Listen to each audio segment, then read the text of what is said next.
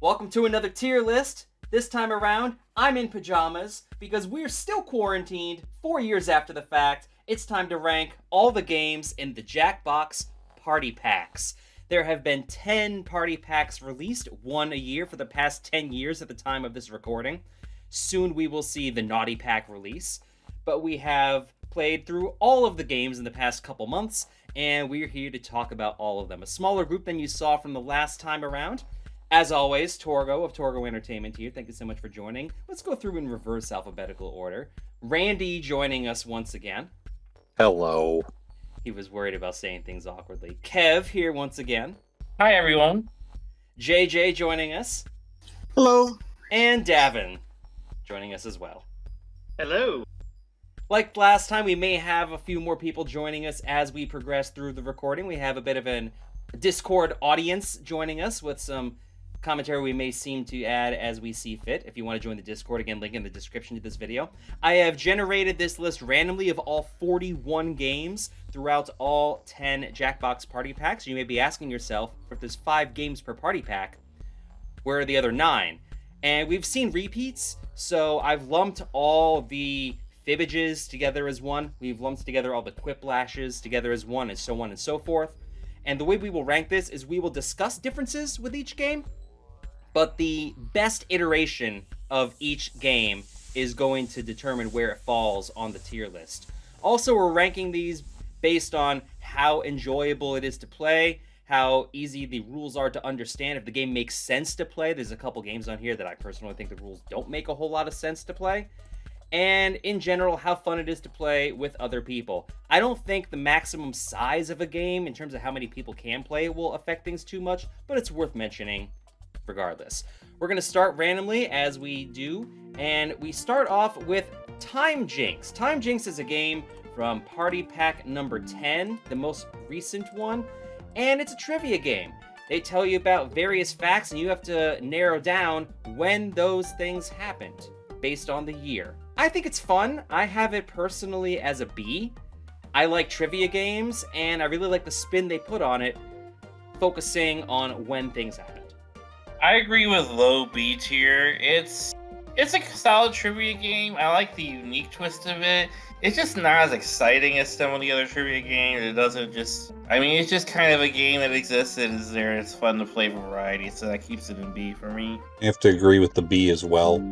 I feel like the scoring system is a little weird. I mean, I get it. You're trying to get the lowest number of points, but that just feels like a weird scoring system to me.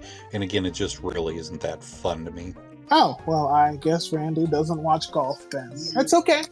No, I'm just kidding. But I have it as a high B, because I really like the trivia in it, and I do love the aspect of basically trying to show off how much you know if you can correctly remember the years of certain events. So I really, really like it. It's like a low A, high B for me. I think it's solidly in the mid B for me. I think for all the reasons, again, all the other reasons. And like I said, like JJ said, I do think it's a good test of challenge, especially if you're good with years and remembering when years of stuff happened, like I am. So very dissimilar to our Price is Right tier list. We all agree that Timejinx belongs in the B tier. At this rate, we're going to be done super quick. Next up, we have Role Models from Party Pack 6. I'm going to keep things real with you. I don't remember this game at all. I know I have it as a C. I know we played it. I know I'm playing the B-roll footage of it now because I edited it together in post. I do not remember this game. You know, I really like this game, and I would consider this game an A. I really like games that get you to know the other people you're playing with and see how well you know them. And I really enjoy this game. It's an A for me. I also had it written as a C. I mean, I think there are other get-to-know games better, but it's still a decent game. It's not the first game of that type I would have picked out of a Jackbox game, though. I'm in the middle with B. I like the get-to-know-you aspect of, like, making up different prompts and different roles and putting your friends in them. The problem with this game is that sometimes some of the categories they have are so silly and so impossible to, like, really pinpoint people that just becomes kind of arbitrary and random luck. And also the scoring system is incredibly hard to keep up with and also random, so that keeps it to B for me. I just want to piggyback off of that, Kev, for a second.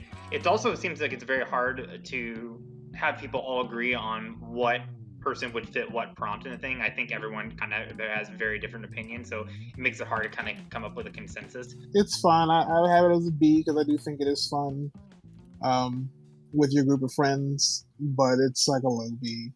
Okay, so that averages out to a low B for all of us. So that's where that's going to go. Now we move over to party pack number 8, and that is the Pole Mine. I like this game a whole lot. You have to rank where you would have certain things, such as the best item to bring with you on a summer's day, just as an arbitrary example. And then once you're done with the ranking, all those ranks are tabulated, and you have to, in 2 teams, determine where each one falls. Sometimes you have to determine the first, second, and third rank, sometimes second, third, and fourth, sometimes all 8 from the least picked to the most picked. I really love this game. I have Pole Mine as an S. I do too. I think it's actually a much better. It kind of fits in the role model thing of knowing what your friends is gonna pick, but I think there's a lot more of a bit more of an objective to it, and it's really fun to kind of focus on the team aspect of it. Is really fun and really something unique with any of the Jackbox games. Obviously, there's enough about you and Fibbage that is also ranks very highly, but that's kind of a piggybacked off of other games. So I feel like among solely Pole Mine might be one of the best ones of that category. I have this as a B, actually. It's a good game. It's very Family Feud-esque, if you will. I feel like it's a little bit confusing when you're, going from the bottom up, because if nobody picked the last 2 answers, I feel like how does the game determine it? It's kind of random at that point, and I get that's kind of nitpicking. It's a fun game. It's just not one of my favorites. Kev mentions in the chat that he has it in S as well, but doesn't really have anything to add. JJ, do you have a differing opinion from the rest of the group?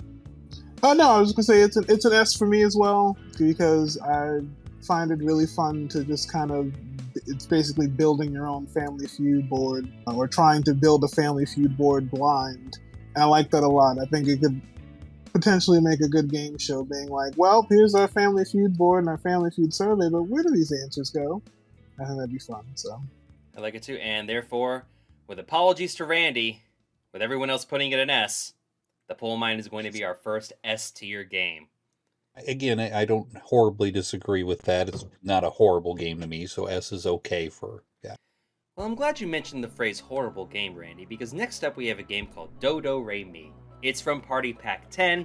It is their take on Guitar Hero or Rock Band, where each player uses their device to tap in rhythm, and then they combine the results at the end. However, there's one main flaw holding this game back, and that is that it doesn't work at all. I have this in F purely because the way we play this game, where we play this online through Discord or Skype, and the lag becomes a significant issue, and it's not fun to listen in at the ends to other people making mistakes. I have this as a D. I don't necessarily disagree with it being an F, but we already have Guitar Hero, and then this is just random music, not popular songs or anything like that, and the animal noises and all of that I think is supposed to be, funny, but it doesn't do it for me. This game is a lot like Teletubbies, and I think in fact that you basically have to be high for it to be any sorts of entertaining, and thus, if that is your thing, then I think it's probably a little more of a worthwhile game. It's why I put it in D, but otherwise I agree with all the points that Torgo said. I put it in D. It's a unique concept, and I've seen that it can work in person, and I know that we play online, but I did try to judge in all formats when it applies, and it definitely applies here, as opposed to something like some other games that are bad in both formats. But I can see D or F. It just doesn't work online. The song selection isn't very good, and they add too much. I agree, the animal noises are not a point in its favor either. also a D. I disagree with Torgo because it is fun listening to people, mess up. So I do kind of like that. But I think that, like Randy said, we have Guitar Hero, and the problem is that we're relying on the internet connection of wherever you're at. So even if you're playing in person, you're still relying on the internet connection of the house that you're playing at to be good enough so that there isn't a considerable amount of lag that would make this game difficult even in person. And I think I appreciate Jackbox for trying these types of games, and we'll get to the other type of game that is like this. But I think it's something that just doesn't work. So it's a D for me. All right, well, that means everyone gives it a D except for me, and I will concede that perhaps it's the way that we play it that makes it an F game for me, but I will drop Dodo Re Mi in D. Next up, we have Weapons Drawn. Do you like Clue? Well, this is nothing really like Clue, even though the aesthetic is, where you have to hide a letter, a randomly generated letter from your username in a drawing of some sort, and then everyone else has to try and figure out who drew the drawing based on the letter that they can try and find. It's fun, it takes a while. However, with our group in particular, there is a gigantic flaw with it, and JJ is kind of the center of the flaw, unfortunately, because he uses the name JJ online, so you kind of know what letter JJ's going to have to fit into his drawings. You can also manipulate the game based on what letters you use for your username in the game, and I don't like a game that you can game the system, if you will, based on your username. I still have it as a B. I do enjoy it quite a bit, but it can never go higher than that because of those things holding it back. I actually have pinned down further down as a C because of the fact that it is a super, super long game, and for the reason you mentioned, the manipulation of the name. It's fun. I don't think it's a game in our group that we particularly care that much for. I have it down in F. Now, Wow, okay, here we go! It's gonna be documented. I don't like the drawing games, we know this, but I did try to rank them as objectively as I could. I still couldn't keep this one out of F. The reason I couldn't is because it doesn't know what game it wants to be. It's like, do you want to be a drawing game or do you want to be a secret identity game? And then the secret identity game is super flawed because there are like 5 or 6 different ways to game the system. It takes a really long time, and I think Davin's point about, well, we can only play it once in a while because, I mean, to me, like, even just that, like, for me, like, anything like that puts it in a lower tier game because Jackbox games are meant to be played often. That's why it's an F. Now to continue on with disagreements on rankings, I picked D. It's very, very long, as everybody's already said, and then I feel like in other games also will apply to this later on, is that the twist kind of your initials being in within the drawing, it works the first time you play it, but once that kind of twist is known, it's kind of okay, like the surprise value is gone for me. I don't think so. Again, unless you're like me, and I need to learn this when I play the game. If you have a name that is over 3 letters long, I feel like it's still fun because you don't know which letter is going to be picked. You have a 5-letter name or longer, you know, there's plenty of letters you could choose from to be the weapon. I have it in C, though, for, again, the same reasons as Davin, is that it's a very long game. You gotta be in a mood to play this game, and if you aren't, it could definitely feel like that it drags. So it's an okay game for me, and that's why it's C. Kev brings up in text that the ideal name for this game is, of course, the song from Sesame Street that Big Bird sings, which is the alphabet. Somewhere in the middle, it gets awful quirk on me. So this is one where I'm higher up than everybody else, but I will concede and we're going to drop it down to C. Of course, keep in mind the last time we played this, and you'll see it in the B-roll footage, O was selected as mine, and considering all the prompts, things you have to draw are like people, O is super helpful. Mm-hmm. It's almost like you have to basically random name generate a name for you, or a moniker for you, just to make it even any semblance of fair. Yeah, I think it'd be better if they gave you the name, like Scarlet or Mustard or whatever. If they gave you the character name and you had to work with that instead of something that you could choose, maybe it would rank up a little bit higher. Another game that I'm curious how we're all going to rank is Joke Boat from Party Pack 6, where you have to write jokes based on prompts that you're given. This really depends on who you play with. Unfortunately, I'm not very funny, and none of us are particularly funny, so I have this in D. I mean, I think that's the point, is that everybody thinks they're a comedian, and most people are not. I mean, that's why the game helps you out, like, you know, giving you a bunch of setups. You make the setups, and it puts them into, plugs them in or whatever. And the whole idea is to be like you're a hacky comedian anyway on this cruise. So I have it in a B because I enjoy this particular type of game where you're given a prompt and you have to finish everything else. And there's a different game that we'll get to that is a lot better than this in that regard. But I still have it as a low B. But that's just me. All right, you can go first, Devin. Actually, no, I agree with you. So go ahead. I have it in C. I think that the prompts in this game are actually way too restrictive, and that gets in the way of the humor value a little bit for me. When there's other funnier games, I don't want to play this very often, which is a shame because the presentation is great. I really like the idea, but so many times the jokes just fall flat, and you're left voting for whichever one is less bad.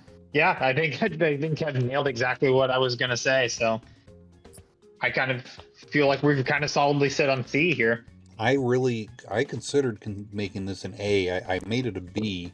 It's just I enjoy the dry humor kind of a thing, and I enjoy when people's jokes don't go well and there's the awkward silence of that wasn't funny. But that's just my type of humor. I understand it's not for everyone. Chris is joining us as well in the call now. Thank you, Tris, for joining us. Right now, we're averaged out at exactly a C. So I think that's where we're going to end up putting Joke Boat. Yeah.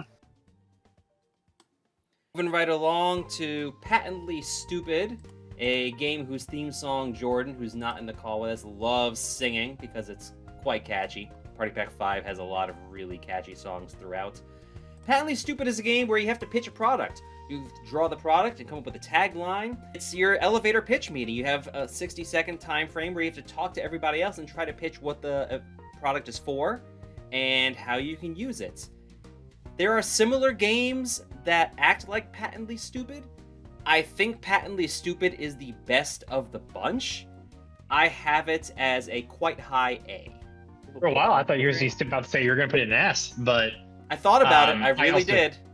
Yeah, I agree with A as well. I think it's a good game. There's a game I kind of prefer more, and we'll get to that game, and I think we were already kind of alluding to that.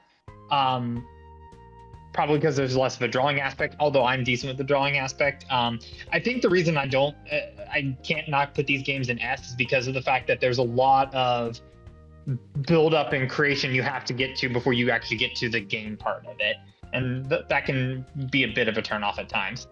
I agree, but there's a game that we have not talked about yet that takes the build-up act of it and makes it way worse than it needs to be. Whereas Patently Stupid, I think, slots perfectly in the amount of time it takes to build up versus the actual meat of the game. Yeah, that's fair. It still does a bit of time, though. Yeah. I feel like it should be. I'm going to be on the perch of this should be an S game because I feel like, yes, I think it's the best of these types of games. And I feel like the theming works for it. And I like that it's kind of as much as you're trying to win it and do it on your own, it's also very collaborative because everyone's got different prompts that people are picking, and it's just a fun time. I feel like even when you have a tough time selling it, I feel like if you've got a really good presentation, you can really sell it. And I like how you kind of choose and pick your favorites. I like the scoring for it, and I really think it's an S. Which is interesting. I originally had this as a D. I conceded and made it a C because I realized just because I am absolutely terrible at the presentation games. I'm not good at all. It is a fun game to watch, but I suppose my ranking is a little bit lower because I am terrible at presentation games. But I will concede and at least put it in a C. Yeah, I guess it depends on how well you like to play this game. This is an S game for me. I'm fine if it ends up in A with the way that these things are averaging out, but it's an extremely high A. But no, this is an S game for me. I absolutely love the presentation part. I love trying to come up with stuff. I really should do improv because that's basically what this is. It's here's an idea, now BS your way to making people like it. And I really love that. I think it's the best out of the Party Pack games to do this with this presentation style and trying to make it, we're at a hotel, here's your chance. You know what, JJ? Your presentation convinced me. I'm going to make it a B. I am going to Oh, thank you. I I have one thing to add. This is on the SA line for me, along with that other presentation game that we're going to talk about in a little while. I do like this game better. The reason I like it better is because you're working to solve a problem in this game, and that's something that I kind of unifies, especially in the second round when everybody's working to solve the same problem. Whereas I feel in certain other presentation games, it can be a little bit more random what you're presenting on. This just feels very unified and cohesive, and it's satisfying in that way. I just wanted to piggyback off of what Randy said, and it's definitely also maybe a game that does require a good audience too, because if you have a lot of people who aren't good at improv, you're going to be sitting through a lot of prompts that aren't going to be very great, you know? Yes, and this is true. Mhm. Fortunately, our group, we like to, I think we've played games for over 10 years with each other now, so we kind of get our strengths and our weaknesses, and we play into that. So, unless I think it averages out that it's going to be an A for us. I know some people Yeah. not in the call are going to be a little upset about Fine. that, but Patently Stupid's going an A. Next, we have Earwax from all the way back in Party Pack 2. You have to answer prompts based on 2 sound effects. You don't get to hear what the sound effects sound like before you use them, though. You're just given a verbal description of what they could sound like. And you have to pick a sequence, and whatever the funniest sequence is gets a point. And you play to a certain number of points, and then you win. Earwax is a game that I forget about, but then I play it, and I remember that I enjoy it quite a bit, so I have it in B. I almost considered putting this in an S as my first S game, but I just couldn't do it because there are some later on that are a little bit better. But this is definitely an A for me. It's very similar to Apples to Apples or Cards Against Humanity to me, and it's just very basic, but it's very fun to me. I would definitely say this one's grown on me, because I definitely wasn't a big fan of it, because it's just kind of random sounds, and especially since you don't know what those sounds are, sometimes it doesn't sound right at all, and kind of figuring out the order to put it in. That being said, I get it a little more now, and I think I appreciate it a little more than I did then. I'd still go like a BC on it, but I think it's a fun play now. I think agree it's a B. And I think we said this when we played the game. But this is a game that is definitely definitely a candidate for they should definitely make a sequel of this game. Yes. And I think someone mentioned that you should be able to input your own custom sounds, because a lot of games you can do some custom stuff, that this is a game that's definitely ripe for doing that. So I think if they Absolutely. did that, it almost might go up into an A, but because we don't have that, I think it's a B.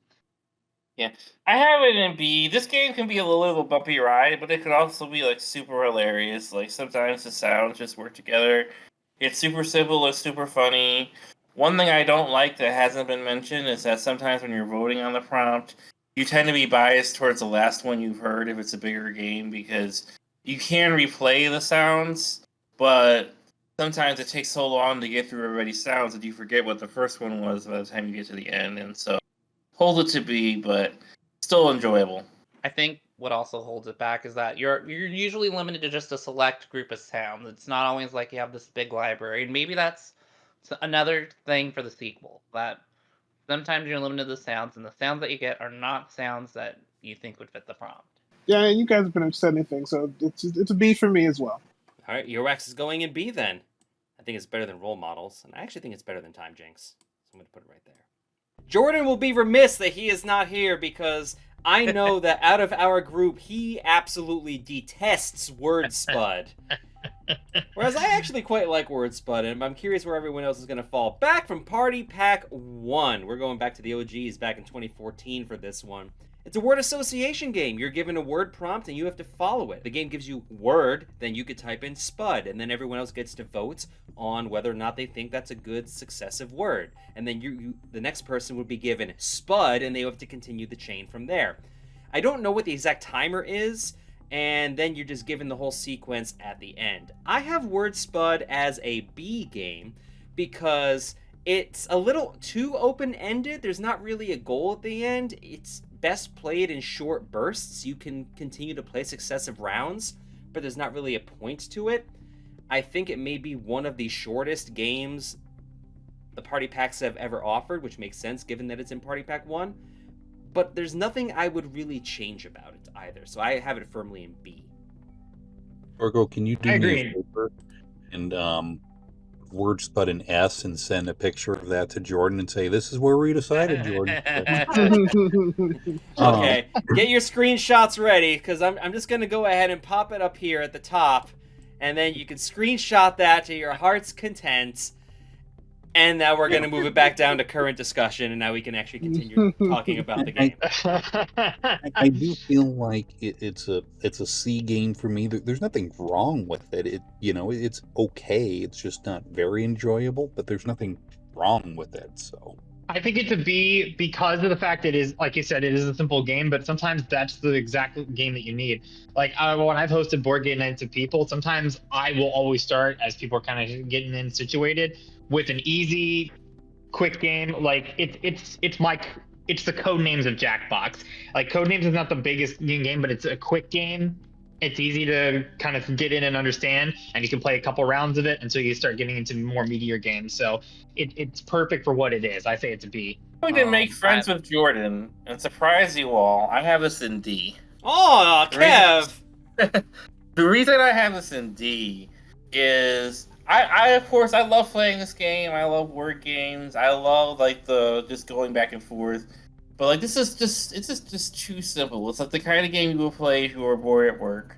Like I know they created a few real disasters of games that I think are worse than this. But this is literally just word. There's like nothing to it. It's like a bare blank game, and I just couldn't put it any higher than D. I'm kind of in the BC group. I think I would give it a B. I mean, yes, it's still kind of the early pains of they don't know exactly like what makes a good game, and it's kind of short. But I think that, as Davin said, it's kind of a quick kind of icebreaker, and I think it works in that regard. And it's always kind of fun too once everything's done, is that they put all the words that you've written out on the screen, and it's kind of fun just to read out all the kind of craziness that's happened within the game. It's pretty simple, and I feel like it could be a C, but I feel like B's also fine for it. No, definitely a B game. Definitely a fun, silly word game, and there's another different silly word game coming up that's does this worse, and Yes. So no, this is definitely the better, fun, silly word game. They got it. Yes. They got it right. Or just okay enough when they did it the first time. Yes, and I'll put it at the bottom of B to appease Jordan. And so everybody's happy. Hypnotorious. Going back to Party Pack 10. You are given an identity of some sort of object or thing, maybe tangible, maybe not. And you have to give clues based on who you are, and then you have to group yourselves into 3 different groups. Except one person does not know that they are in a group all by themselves. They kind of have to figure it out from there. It's one of those games I feel is very difficult to explain, but once you play it, it's pretty easy to determine what you're doing and how it's working. I have it as a low B, because I do enjoy these types of games, but it's not my favorite of those types of games. I mean, I think it's so hard to explain and get through in like the first, because it's a 2 game, and so you're spending like that first round trying to figure it out, and I feel like that really kind of drags it down. I would give it just like a C. I have the B. It's a fun game. But like you said, I think there are better games that do this.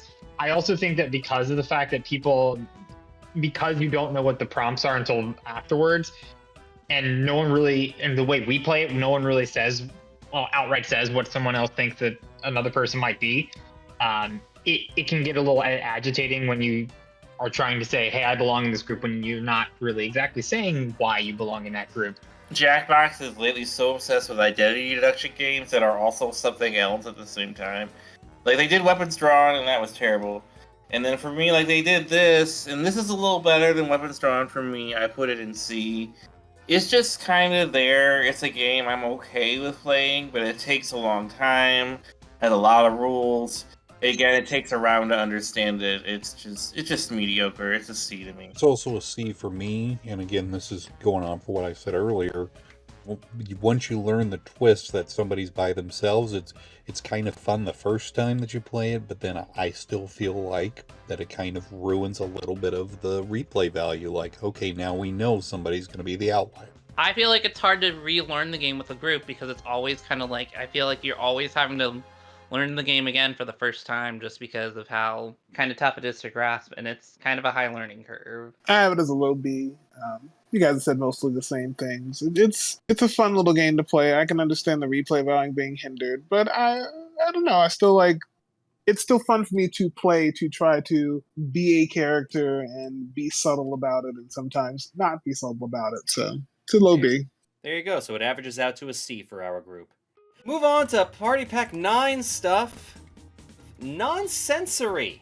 This is a game where it took us a while to actually record because we had some weird tech issues.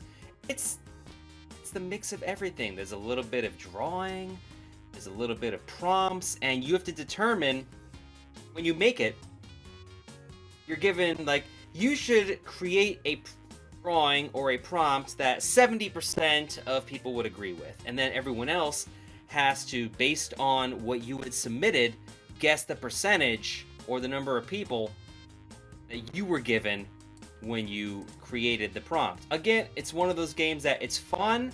It is a little difficult to explain, but I do quite enjoy it. This is one of those hidden gem games where I forgot about it and then we played it again and I realized, you know what, I actually do like Nonsensory. And those types of games I tend to put in B, which is where I put Nonsensory. Yeah, nothing really more to add. I agree with B. I mean, I'm gonna be like, I think it could be an A, because I do think I kind of like the mix of everything. I like that there's kind of the opening prompt, just kind of to help get you in the mindset of how this game works. And I think it's just another fun, quick one. I mean, it's not the quickest, but I feel like it's kind of a good, like, short, mid-range game, and I think it's quite fun. I also had it in B, for basically the same reasons, but I do think it's fun to play. I'll give it a B as well. You know, it's a little hard narrowing down like 60 to 70% or 20 to 30%, but I get that you couldn't do 10, 50, 100 to be too obvious. But it is fun to play. Make Jordan mad. Oh no, WordSpud's better than Nonsensory. Oh, it averages out to a B for us, though. Monster Seeking Monster. You know what a bunch of people who play online games want to be? A dating sim. You're a monster. You have some sort of monstrous trait that no one else knows, and you have to play the game based on that. And you get heart. You're supposed to like gain hearts, and there's a point system, but you don't know how many points you have, and it can change on a whim. And maybe it's just me. I don't like these types of games. And I have it as an F. Oh yeah, but I was gonna say, but Torgo, wouldn't you think that the Chronicle Online would love the Monster Seeking Monster because it's the only dating site that can actually be worth a damn on? Da-da-da. Which is actually from this! We learned that that's from Jackbox! This one's from It's from what? It's from the party packs. It's from Patently Stupid. It's from Patently Stupid. Yep. Oh. I also agree. I don't like these types of games, but I think there were some other games that we played that were definitely worse than this. I at least kind of liked the theme that's going there. I wish it was a couple rounds shorter. But I would bump it up to a D. I'll also give it a D. I feel like, you know, they tried it, you know, giving a dating app kind of a thing. They tried it, but like Torgo said, it's too long. The scoring system's weird. Half the time I don't look at my prompts. And another weird, you know, quirk, and this is of any game really, is if you play it with like two people that are already dating or married or whatever have you, they either feel the need to communicate with each other, or one needs to, you know, match with the other, and it's a little weird quirk. But I don't think it fully works. I appreciate what they're doing with this one, and that it's kind of an interesting experiment. I think the best way to play it is definitely kind of in an anonymous sense, where you don't know who's who, because I feel like that kind of sometimes it can be a little awkward, and that's how Randy says it, of how people dating with each other. When we, not for this fact, when we used to play it previously, there were times where sometimes you'd get really good chains, and it would be really funny, and I think it works sometimes. The thing is that the fact that you're only limited to 4 messages is quite limiting, and I think people kind of get lost in it sometimes, and with only 4 messages, it's really kind of hard to pick and choose. Even if someone starts a conversation, you may be down to your last message, and there's nothing you can really do about it. So I'm going to be like, it should be a C. If it ends up in D, I think it's fine. I don't think it deserves to be an F, because it's at least an interesting experiment, even if it doesn't quite work. Wasn't this another game like with weapons drawn that we said that would be really good if we did it under fake names? Yes, Yeah, I think it would. Yeah. I think it depends on the mood. I have this as a C. I think it is fun to play when you know who's who, because then that does make it funny when you see certain people trying to match up with each other. I think it can work both ways. I think anonymous is also good. I like that awkwardness when you're in the mood for it.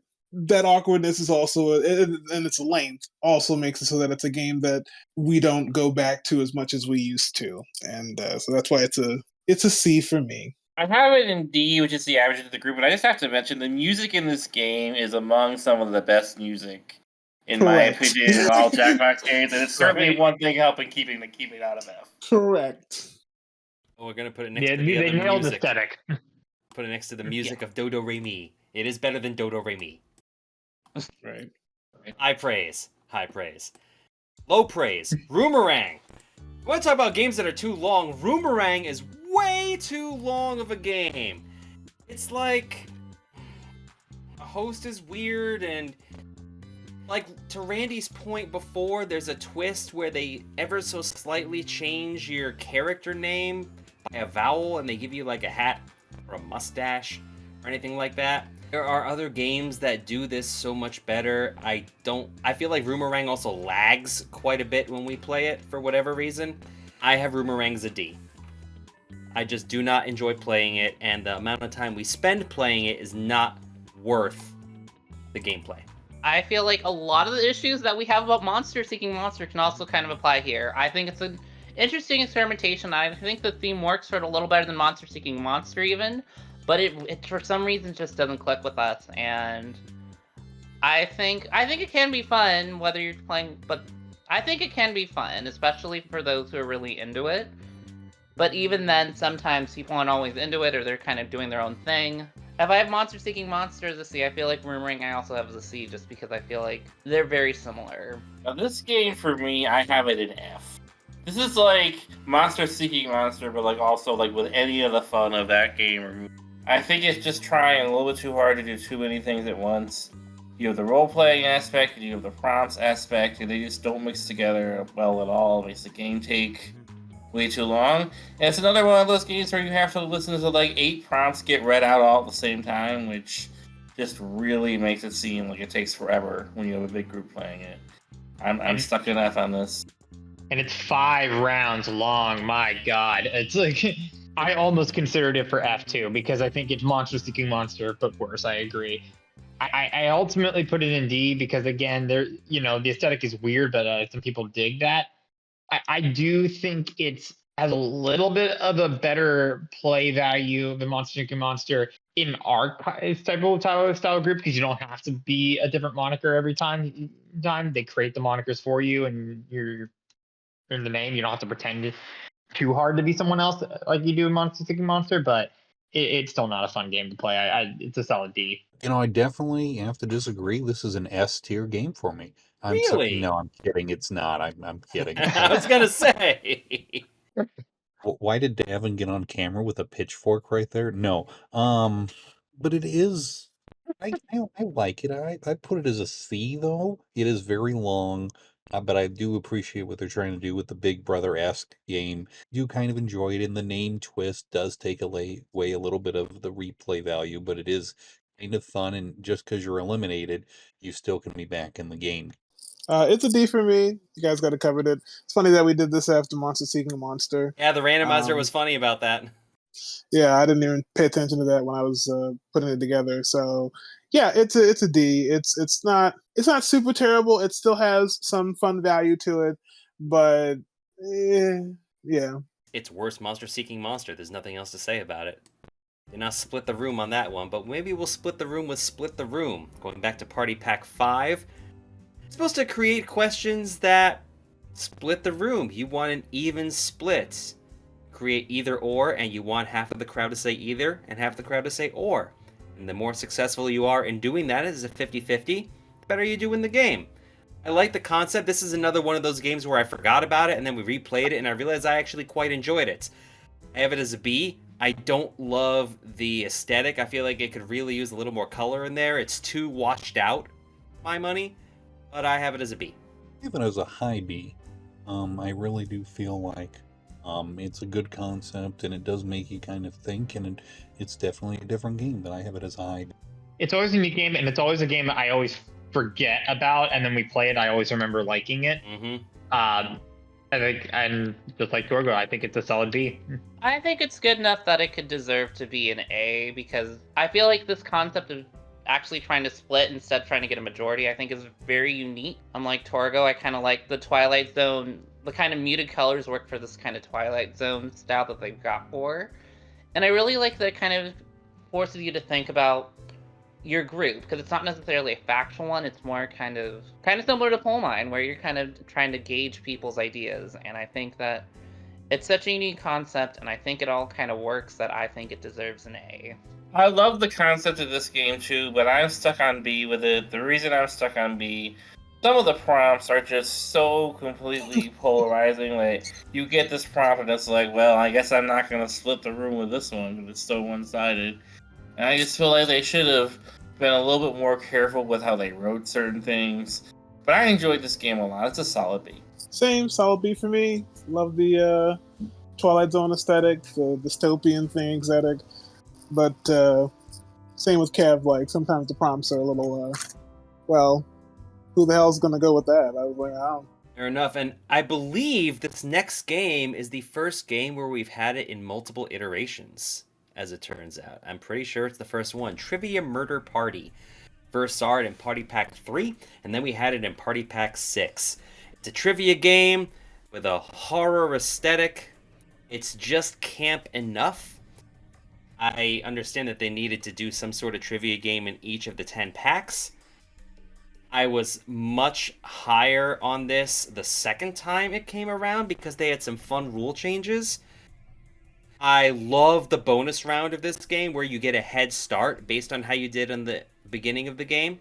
But even if you were turned into a ghost, if you were killed during the game, you're still not out of it entirely if the people in the lead screw up. And as I said, we will rank this based on the better iteration as we see fit as individuals. I think the second iteration is better, and I have Trivia Murder Party as an S. Agreed 100%. If this game does not get an S, I believe that this game is fully the best game out of all of these games here. Really? Specifically number 2. I really enjoy this game. I've played this with people in a regular, living room type setting. They all love it. They all enjoy it. It's easy to understand. I love the rule change of number 2 where you have to get the exact answer in the bonus round. I think that was a fantastic change. Mini games are fun. It's just a fun game. This is an S, 100%. This was a game that I always avoided somehow. I don't know why I did, but I always just avoided whenever we played it. I was like, I'll pass. And then we actually play, and then I actually got a chance to play it. I didn't play Trivia Murder Party 1 with this group, but I did 2, and I was like, oh, this is actually a fun game. And I don't know why I ever kind of doubted it. Maybe the aesthetic was just off-putting at first, but the second time around I really got into it because of the fact though that it took me a long time to kind of get into it and watching it. I couldn't put it past me to put it in S, but I put it as a solid A. I have it in S. I actually agree with Randy. It's the best game here. I do think 2 really upped the ante on 1 with the mini games. There's just so much variety. It's a trivia game, but there are ways to stay in it. If you're not good at trivia, if you miss this question, there are so many different mini games that can come up. You get the right one, you stay in, and the final round is just so dramatic and intense. It's just like, how can you not enjoy it? It's an S for me. So even though there's a drawing portion of the mini game, you still consider this an S? Does that mean you're putting a drawing game in S, Kev? Remember, I put Patently Stupid in S. So, I'm trying to be objective with those. I'm like, is it an S or an A? And I think Randy kind of won me over that's an S because of the fact that playing it with other groups, yeah, it's very clear how much people get into it. The aesthetic's really good. It's a classic for a reason, and it's no surprise why they brought it back twice. So yeah, I'd agree with an S. Oh, I can tell we're going to have an argument later on over the best game here. This is an S game, but it is not the best game here. We'll talk about the best game. I was going to say. I agree. And I don't even expect you all to put what I think the best game is into S. But we'll talk about it later. But no, this is an S game. It's Well, they already again, didn't do that, JJ. right? But we love trivia, and this is great trivia. This is great games. Again, like Randy said, the bonus round and the second game is fantastic. One of the best upgrades to a game they've done. Just bang up job doing this game. Do we agree that Trivia Murder Party is actually better than the Poll Mine? I agree. I think this is better than Poll Mine. That's tough, just because they're so different, but... Minor quibble from me as we get to the first game from Party Pack 7. It really bothers me that Party Pack 7 is the only game they've released in physical format on the Switch, which is the format that I have all 10 of these Party Packs. Because 7 is by no means my favorite of the Party Packs, and it's like of all the ones they had to release physically, I get that it was, 2020 and they were capitalizing on the pandemic and they knew people would buy it in a physical format, but it was just, ugh. Anyway, here's Blather Round. You have to describe a word or a phrase and get people to guess it based on prompts that you can give. But you can highlight other people's guesses if they are close, and you can integrate things that they say into your hints. I enjoy this a lot. The fact that this game does not take very long to play helps it a lot. I'm looking at my ranking and I'm sitting here like, did I really give Blather Round an A? Because just thinking about it, I thought I had it as a B, but if I did an A just right after playing it, I guess I would put it in A, but it's very fleeting. It's a game that I enjoy in the moment, but I don't think about too much afterwards. I mean, I think it's just kind of another fun kind of icebreaker one, because it's quick. You've got a lot of words to work with. I know sometimes it can be a little tough to come up with good prompts for it, but I think it is a genuinely good party one where you're just trying to guess stuff. And I think it's on the A-B split, but if the A helps gets the average up, I'm gonna go with the A. People are gonna hate me for this, but I have it as a C. Ooh, okay. I kind of feel like it has the same vein as Joke Boat, where the fact that the prompts can make it very limiting, and I think it can be very frustrating. Maybe not so much on the prompt giver's end, because you can kind of, if you're good at giving the prompts, you can kind of manipulate it. But if you are trying to sit there trying to guess and just throw guesses out, it's kind of aggravating to me. And it's a game I don't feel like I ever do very well at, because someone else can kind of pick up on it. If you got someone who's a fast typer and you just pick up on it quick, you're gonna think. And so it's kind of a feast or famine game, and I kind of hit the famine. So there's probably a lot of bias in that. I understand why some people like it, but I think there's some limitations to it that I put it in the C. So I'm gonna join you. I'm on the C train with Blather Round. Woo. The reason I do that is just I think the prompts are limiting to a point. We'll sit there and I'll pick because of course you get to pick what you get to give a clue at the beginning of the round from a few choices, and I'll pick something and I'll think, oh, this isn't going to be that bad, and I'll be sitting there 2.5 minutes later and I've gotten 5 prompts that don't help me convey what I'm thinking in the way that I'm thinking it. And to me, there's just that disconnect where the concept's really good, but something in the way they coded the prompts is just not quite up to par for me, and that just holds it down to a C. Yeah, I remember when we played it, when I had a prompt. I was like, I think this would be an easy prompt. I think it was Vincent Van Gogh or something like that. And I was getting nothing anywhere close to artists. And I'm like, I'm trying to I'm hoping and praying. It took almost 5 seconds left for someone to get it, and then we got it in the last second. So Well, I really considered making this game an S. I did. I made it an A, but I really enjoy this game for just kind of guessing and, kind of more, not charades, but I'm trying to think of a good synonym for it. But, a guessing the answer game. I really enjoy this game. It's an A. It's like an inverse of Taboo. And it's I'm sorry that you all don't like the limit of it. It's, first of all, this is a high A for me. I absolutely love this game. And the reason I love this game, and the reason why you all probably don't like this game, is this game presents a challenge in the same way that Password does. Yes. In the game show Password, which you can currently watch on Buzzer, or you can watch it Jimmy Fallon on NBC, you're given a password and you only have one word you can use to convey that password. And sometimes you are given passwords where it is impossible to get someone to say it in one clue. And now you have to hope that it bounces back. And even then, it still might not happen. And I love word games, so that's why I love Blather Round. I love the challenge of trying to make a proper clue with the limited words that are given to you. Can it be frustrating? Yes, but I love that process of it. See, but at least it's, yes, password is one word, but as long as you say with one word, you can kind of say anything.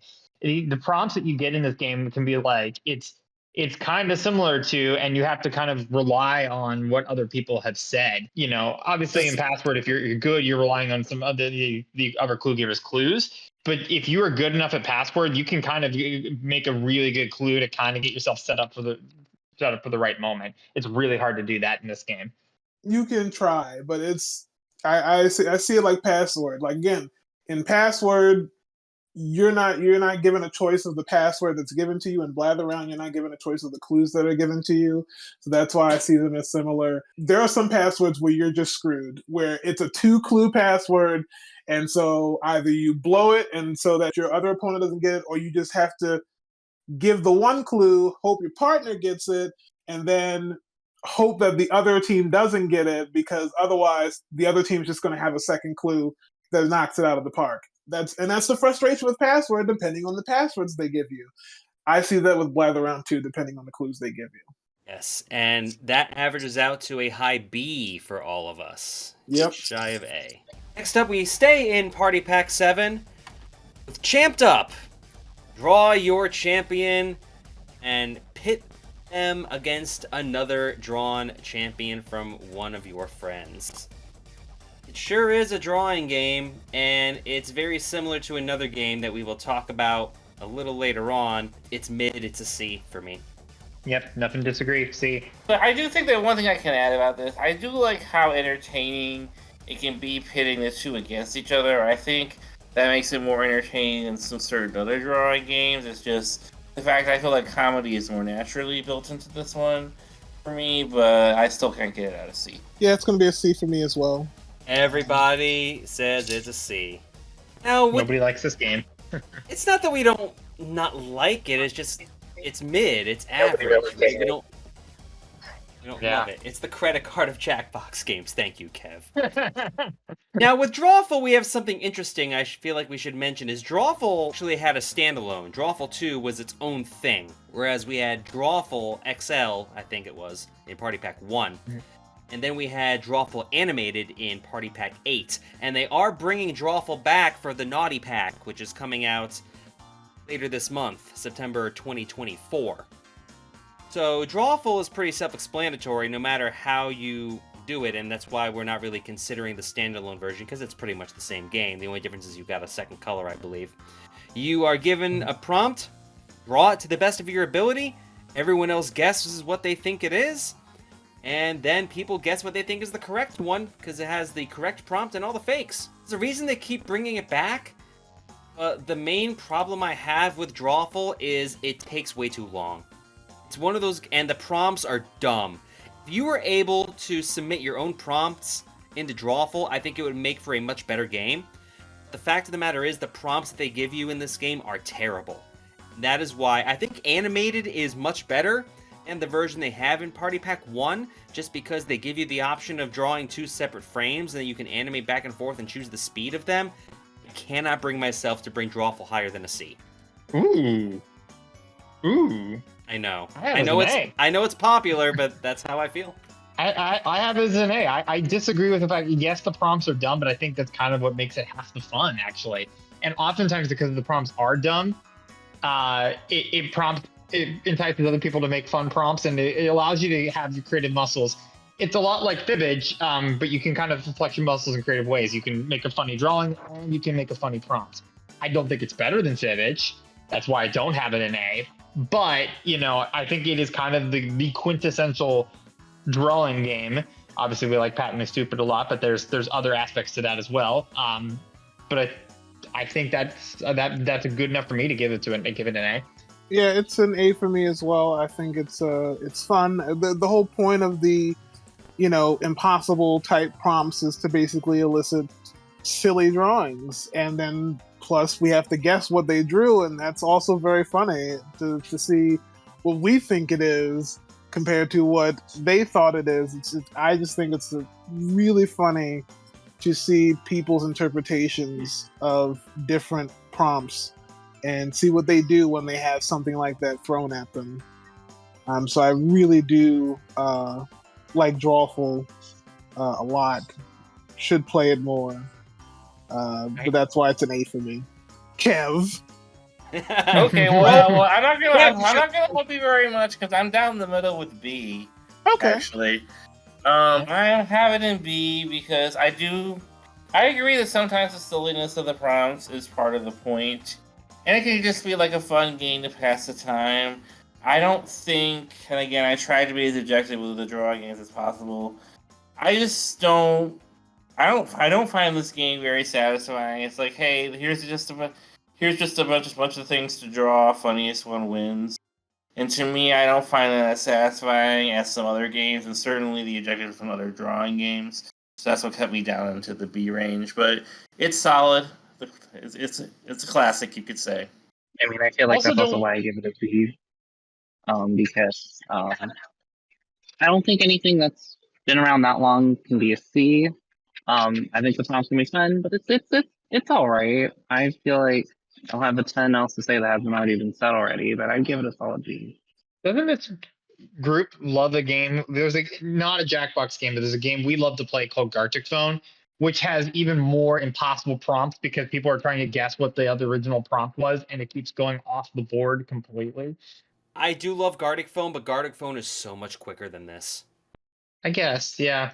But also, we spend so much time laughing there. I think it probably really takes really much amount of the time because there's a lot of time where you're looking and seeing how things went so off kilter. But which I guess is part of the fun of it too. But Yeah, and that's a good point. I think my love of Gartic Phone makes me like Drawful less, which is probably why I dropped it down to C. I think Randy did not chime in on this. Am I correct on that one? One of us didn't. Well, I can chime in on it. It's, I hate drawing games, but it is what it is. It's basically Pictionary. I think, and I don't know if you mentioned it because I thought you could submit the prompts later on in the version 2 or XL or something like that. The cow ate the beef is the answer or something, like that. That's weird that it's supposed to be funny. Ha ha ha. Wow, why was that the prompt? But it doesn't work for me. But I think it's a C or a B. It is good for what it is. Okay. That's going to average out to a B for all of us then. Drawful's going to go right in the middle. Who here remembers the Devils in the Details from Party Pack 7?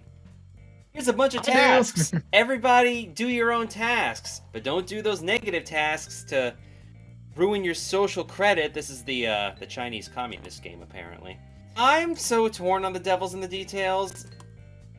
It's one of those games where I feel like it's actually way more fun to watch than it is to play, because if you're watching it, you can actually see all the things going on at the same time, whereas if you're playing it, you're so focused on what you should be doing. I still have it as a B. I love this game. I think there's just so many different little things you got to do, and you're jumping around, and there's just they have a bunch of fun little mini games and stuff like that to do, and you get to cooperate with your family or go against it.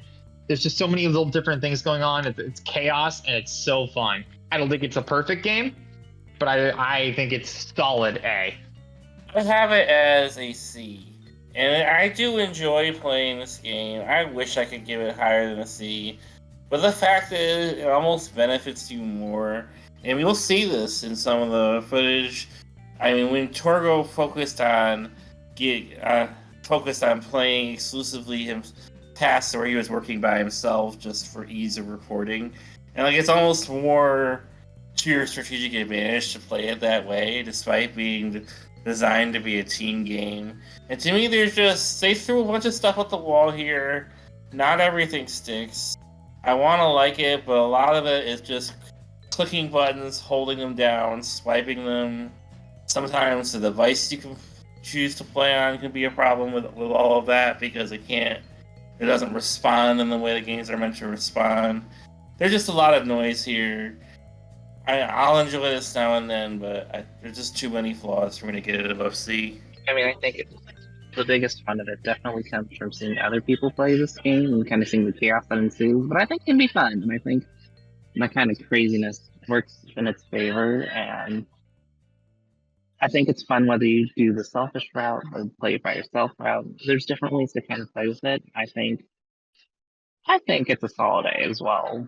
To Kev's point, I think one thing that we have to remember, I mean, it's tough to swipe and everything. I think one thing to remember, when we play these games on the computer, it works sometimes, but the entire idea of all of these party packs is that you're in the same place, Playing in on the your phone. same room, with the same people, and you broadcast this on a larger screen, and people take out their phones and play these games. All of these games, to my knowledge, are supposed to be played with a phone.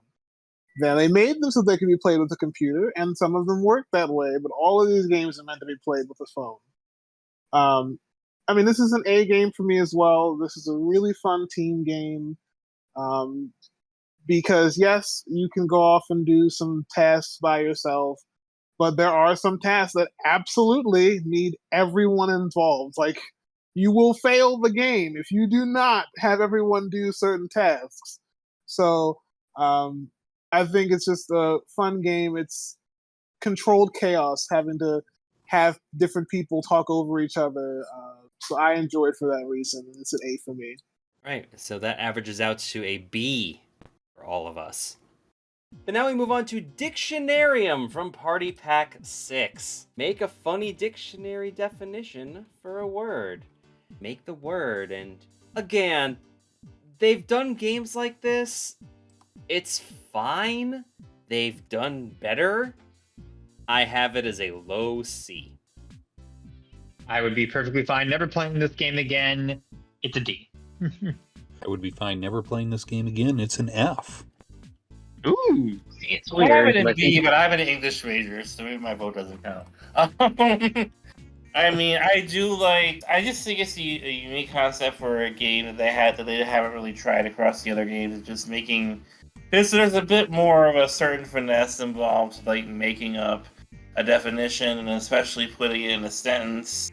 It's just a type of humor style that I like, so I put it high, but I can see why other people might not like it, and that might cause other people to put it lower. It's really weird that you guys are like negative on it, because I honestly think this is like number 2 or 3 of the best games from this. I'm surprised. Chris, you also work in a library, so you're biased. We're seeing the biases come in harder than this whole game. Yeah, low B for me. I enjoy, again, kind of the improv nature of making stuff up, but its presentation's okay. There's ones that do it better, so low B for me. I'll put a higher than Champed Up. I think it's a little better than Champed Up. Moving along, we have Bomb Core. Of all the early games from the first couple party packs, this is from Party Pack 2, I feel like Bomb Core is the one we definitely played the least in all the years we've been playing games together. There's so many games like this where it's have everybody work together to complete tasks. Again, we've seen so many games like this over the years. Bomb Core is just another one of them. So I have it as a C. I have it as an A. I used to play this game with my old group of friends, and it was quite fun when somebody, I mean, not really fun, I guess, but it was enjoyable when somebody would ruin the entire thing, and then everybody would shout at them for 5 minutes because we'd gotten so far in the game, and then we have to start all over. But I really enjoy this game. There's really not any other Jackbox games quite like it. I mean, yeah, we just talked about Devils in the Details, which is also a cooperative game, but it also has, it's a whole sandbox of other things you could do. You could choose to not be cooperative. There's so many different things you can do in that game, whereas this, it's just all cooperation, complete thing. It was kind of a unicorn almost in that regard. I can see where it is fun, but I think it's also, we have other games that can do stuff like it a bit better, so I think it's a C. I was on the fence between B and C, and what made me go C, unfortunately, is the 4-player limit, even among earlier games, stands out. Oh yeah. I realized That's that if they did more than 4, it might make the game like so complex that they didn't want to bother to handle that, but it is a limitation of a party game to only have it be 4. I do think The Devil's in the Details is kind of a spiritual successor to Bomb Core, but I think Bomb Core did it better. Hmm. I mean, Bombcore was the OG, OG co-op game, so it deserves its place, and that's why I have it as a B. But yeah, we were like, we don't play it often, and it's like, well, that's because we have lots more than 4 people usually when we play. So Chris doesn't have anything to add. So that puts us right on the fence between B and C. So I'm gonna go ahead and say that Randy's A is enough to pull it up to the bottom of B. I think it's a fair way to go about it. The Wheel of Enormous Proportions is another trivia game, but a bunch of people can play it all at once, and then based on how you do, first of all, you have multiple choice answers, like pick 6 out of these 12 answers, and then you get points based on how you do. You gain slices of the wheel, and then the wheel spins, and if it lands on your wedge, you get points. And if you get the set maximum points, you get a bonus spin. If you win, then the game's over and you win. But if you don't, then it goes back to the rest of the game. You have to keep on playing. I know I'm biased against trivia games because I love them so very much. I cannot put this in S because of the nature of the game. I love the trivia portion of it. I'm not crazy about the wheel portion of it, but I do have this as a pretty firm A. Same, but I actually like the wheel portion of it. I think it's a fun little thing. I like it, but I'm not as high on it as I am the trivia portion. I think That's- the trivia portion of this game is quite good. That's fair. That's fair. But yeah, I agree. I think it's a solid A. I have this down in C. I just don't like the random aspect. I saw a comment on this game that said something to the effect of, Jackbox is always trying to dress up trivia games so that there's some aspect that if you're not good at trivia, you can compensate for it in other areas. Some other games do it better. This is literally spinning a wheel of RNG. It's unique, but to me it's just boring and slow, and it kind of it makes it feel like, oh, well, who's going to get lucky and win this time? And to me, I don't find that a very boring and satisfying slow. experience. Wait, just wait a few minutes, Kev. We'll get to boring and slow. Oh, yeah. Well, I think this can be boring and slow too, depending on who you're playing with. And that's why I have it in C. I also have this in C. It's very confusing. Again, I've played it with, not as game show minded people, and they get very confused on the point system and all of that kind of a thing. It's kind of confusing, the wheel part. I have it in C. I just love the idea of someone saying about a wheel game and complaining that it's just going to be like, who's going to get lucky and win, coming from an admin for Wheel of Fortune fan site. It's an A for me because I love the trivia aspect of it, and that really helps bring it up even past the wheel portion of it, which I mean, it's a wheel. So yeah, it's going to be a little unsatisfactory when, it's like, oh, I should have won based on my trivia skills, but I think that's also part of the point, so that someone doesn't feel like they'd have no chance to win if they're not as good at trivia. And so all you need to do is have some lucky wheel spins, and you can get enough points to eventually be in the position to win the game. So I like that about Wheel, so that's why it's an A for me. One thing And that's going to put it at the top of B. One thing as I an don't think we average, mentioned the way it was works what the winner gets, did we? We did not mention what the winner gets. And I do kind of enjoy that. For those maybe that haven't played this game as much, if you don't remember, it's that you get essentially, Torgo, do you want to explain it? You're probably a little more versed. Yeah, at the very beginning of the game, everybody gets to submit any question that they want the wheel to answer because it's dressed up as like a Mayan, Aztec, Incan deity of some kind. I'm not sure exactly what culture they're aping. I think it's just kind of a mesh of all three, is to not offend anybody. And then the winner gets their question answered by the wheel. The wheel is kind of like an Unless you're referring to Olmec something else that I style don't remember. kind of character. Yeah, it's like the choices are yours and yours alone. Good luck. Yep. I want to say something about the fact that someone was complaining about they have to make all the trivia games like random to people. But honestly, if you're going to be at a party aspect, do you really want people getting, left out because they're bad at trivia and then they're not going to have a good time? These games are meant to have a good time. So I think it's good for them to have aspects of catching back up. I mean, we all love Trivia Murder Party for its catch-up aspect, although I guess it does have trivia involved to it, but I think that's kind of the point, is have fun. And see, to me, Trivia Murders just does those kind of aspects better. And that's why I rated this game lower. But I can see that. But yeah, high B is where it's going to go based on the law of averages. And now let's talk about the garbage known as Junktopia. Junktopia is patently stupid, but so much worse. You're given random items that you have to somehow create everything. You're not given the creative aspect of drawing that you are in Patently Stupid.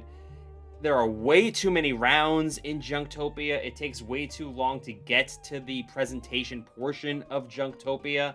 I wanted to be nice to a lot of the games. I can't on this one. Junktopia to me is an F. It takes way too long. It's not fun. When we played it, I think everybody was in the same boat of, we want this game to be over. And when we learned there were 3 rounds, we all were just like, oh my god, it's still going. The only saving grace that I'll give to Junktopia is the fact that because it doesn't necessarily involve drawing, which I know can be a turnoff for some people, that can make it a bit more of an entertaining aspect if you have a bunch of non-artistic type people. And I do like the portion of, like, you have a kind of a bracket of, like, they split down each different groups junk, and then you have a bracket format. I kind of like that. But yeah, this game is just way too long and not entertaining. But I think there's salvageable elements of it that could work in other games. I'm willing to bump it up to a D. What makes Patently Stupid work for me is that ultimately when you give the presentation, you are defending your own drawing. You are defending your own idea. In this game, you are defending someone else's random thing that may or may not be funny. And it's just way, way too often that it doesn't work. It completely kills the move more often than not, and that combined with it being too long, I'm with the F crowd on this one. I'm of the mind that anything with the base of Patently Stupid, which we ranked as an S, cannot be that much worse to go all the way down to F. It is a C for me for that reason, because it still has that Patently Stupid base. It still has that challenge of improv. It just, and honestly, I don't necessarily hate the challenge of working with random crap that they throw at you, because again, that's part of the challenge. Is now you don't just get a prompt. Instead of getting a prompt that you might be boxed into, here's an actual product you're actually boxed into. To me, again, it's fun trying to BS with that. I really enjoyed the one that I had when we played this game in the B-roll footage. So for that reason, it's a C. And actually, if you go watch the game show Liars Club from the 70s, which nobody remembers, they had a round kind of similar to this game where the whole point of Liars Club is that there would be a panel of 4 celebrities and they would show them an object and then they would have to lie about the object, but one of the celebrities was telling the truth, and it was up to a panel of 3 contestants to figure out which celebrity of the 4 was the one telling the truth. And that's kind of how this was, where it's just like, how well are you at BSing about random antiques and art stuff? Maybe that's why I also like it. But again, I think something that has the base of Patently Stupid cannot be that bad. I can see D, but I put it in C. Well, your C is the saving grace to keep it out of F there, JJ, because it's going to go in D. I do think it's better than Dodo Re Mi, but D is where Junktopia is going to live. You saved it from the annals of the F tier, which is currently empty. I'm also surprised we only have 1 in A, but maybe that'll change a little later on. Guesspionage makes the next game on here. It's from Party Pack number 3, which doesn't look like it has a lot of representation on here, but a lot of the games in Party Pack 3 ended up appearing elsewhere or later on, and I always went with the colorization of the most recent Party Pack the game was in. Guesspionage, I think, is actually quite fun. It's the first half of Card Sharks. Guess what percentage of people said that they would answer something a certain way? I just commented that I did not think we had a lot of A games because we only have Patently Stupid. I think Guesspionage is an A tier game. It's a lot of fun. It's fun trying to figure out percentages of things. I love the interactivity of it, how you can be a secret agent dolphin, which I think a lot of us try to be. And I enjoy it every time we play it. It's an A for me. 100% agreed. I think it's an A as well. It's just a very straightforward game, easy to play, and a good range of questions. It's definitely an A. I like the game, but I kind of fell into those obscure games where it's like, oh, I kind of always forget about this game, kind of like with Split the Room. So I think for that nature, I feel like it's a B. I feel like it needs to be a bit more memorable, but it's a solid game. I mean, this was a game that I would not mind seeing a sequel of. In fact, I think one of the things that I wonder that does hinder the game sometimes is, are they updating these questions, or are these all the same questions and results from when this game first came out? Because things have happened in this world since the game first came out, and so playing it again, it's like, hey, does this still apply? To do more? Because this was 2016 when this game came out. So yeah, Yep. 2016, and it was, and these games always come out. They're always in development longer than when they come out. So this was 2016, pre-Trump. So I'm just like, sometimes I'm like, I wonder what the world thinks now on some of these questions. But I mean, it might have been running at that time, but you know. But it's still an A for me. It's really fun. And Kev mentions it's a spiritual predecessor to Nonsensory, actually. But yeah, we finally got our second A-tier game with Guesspionage, so it's looking a little fuller in that regard. Next we have FixyText. I hate the name of this game so much. That has no bearing on the ranking. You hate just the name of this game? I hate the name FixyText so much. There's other things I don't like about this game, but the name is not one of them. It's essentially Mad Libs, but you all work at the same time, and you all work on adding to the prompts that are given at the same time, and you can't use your delete or backspace buttons, so it's all just kind of there, and then people have to make things based on what words they like that were added. I have this as a D. I cannot bring myself to enjoy this game whenever we play it. I think that I understand why they do it, but the removal of a delete or backspace, or the ability to remove what you typed, just makes your typos exist still, and it's a much worse version of word Spud to me. Listen, you can't spell FixyText without an F. Oh, are we not doing that this time? You can. I mean, that's the only ranking letter where it would apply for FixyText. Right. Listen, this game is terrible. I don't get it. It's not funny. It's not fun. It's not fundamental. It's none of the fun. It's not even funky. This is just not fun. Yeah, I'm not a fan of this one either. It just feels like you're just trying to type stuff out when there's no real purpose to it. I don't think it's particularly funny. I see what it's trying to go for, but I think that both Word Spud's better than this, and I know it's probably going to be an opinion that might be controversial later on. I think Job's also a lot better than this is. But I don't think that's not controversial. That's not a controversy. I wasn't sure. Well, people didn't seem to like Job, but we'll get there. But still, I would give this a D. Oh no, I was sick of this game 3 seconds into playing it. I don't think I was even on the first prompt. I was like, this game doesn't look fun at all.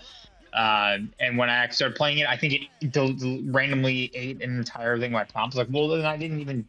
What did I even do? Why am I even playing this game? F. Jackbox has so many prompt-based games, and so many of them have so much thought put into them. And maybe the point of this one is that it has no thought put into it at all, and it's just like random chaos. And if you like that, then go for it. But it's clear that none of us do. I'm with everyone else on F for that reason. It just too I random. love chaos as long as it's controlled. I mean, Devil's in the Details I love, but this is not controlled chaos. And like I said, we have a great word Spud that does it so much better. I mean, it's random, but it's only one person at a time, so it makes it a little more. I mean, it can be controlled if you coordinate with the people that you're on the team with. And that's the other thing about not having a backspace is you don't have a backspace, but maybe someone else on your team can move their cursor over and turn your typo into something else. It's a fine game. I definitely do find myself laughing at some of the nonsense that we can come up with, but it's definitely worse than Word Spud, and it's still going to be a D for me, but I don't think it's an F. You are saving these games, JJ. I'm going to D. You are saving these games. I think Dodo Re Mi is worse than FixyText, but yeah, Party Pack 10 was not good. In case you're trying to get that. Party Pack 10 was a terrible pack. For my money, it's the worst pack of the 10. Like, Timejinx is good, and Hypnotorious is bleh. These two are bad. We'll get to the last one a little later on, but let's move on to a good game, which is Quixort. Hey, did you play You Don't Know Jack? Do you remember the order question?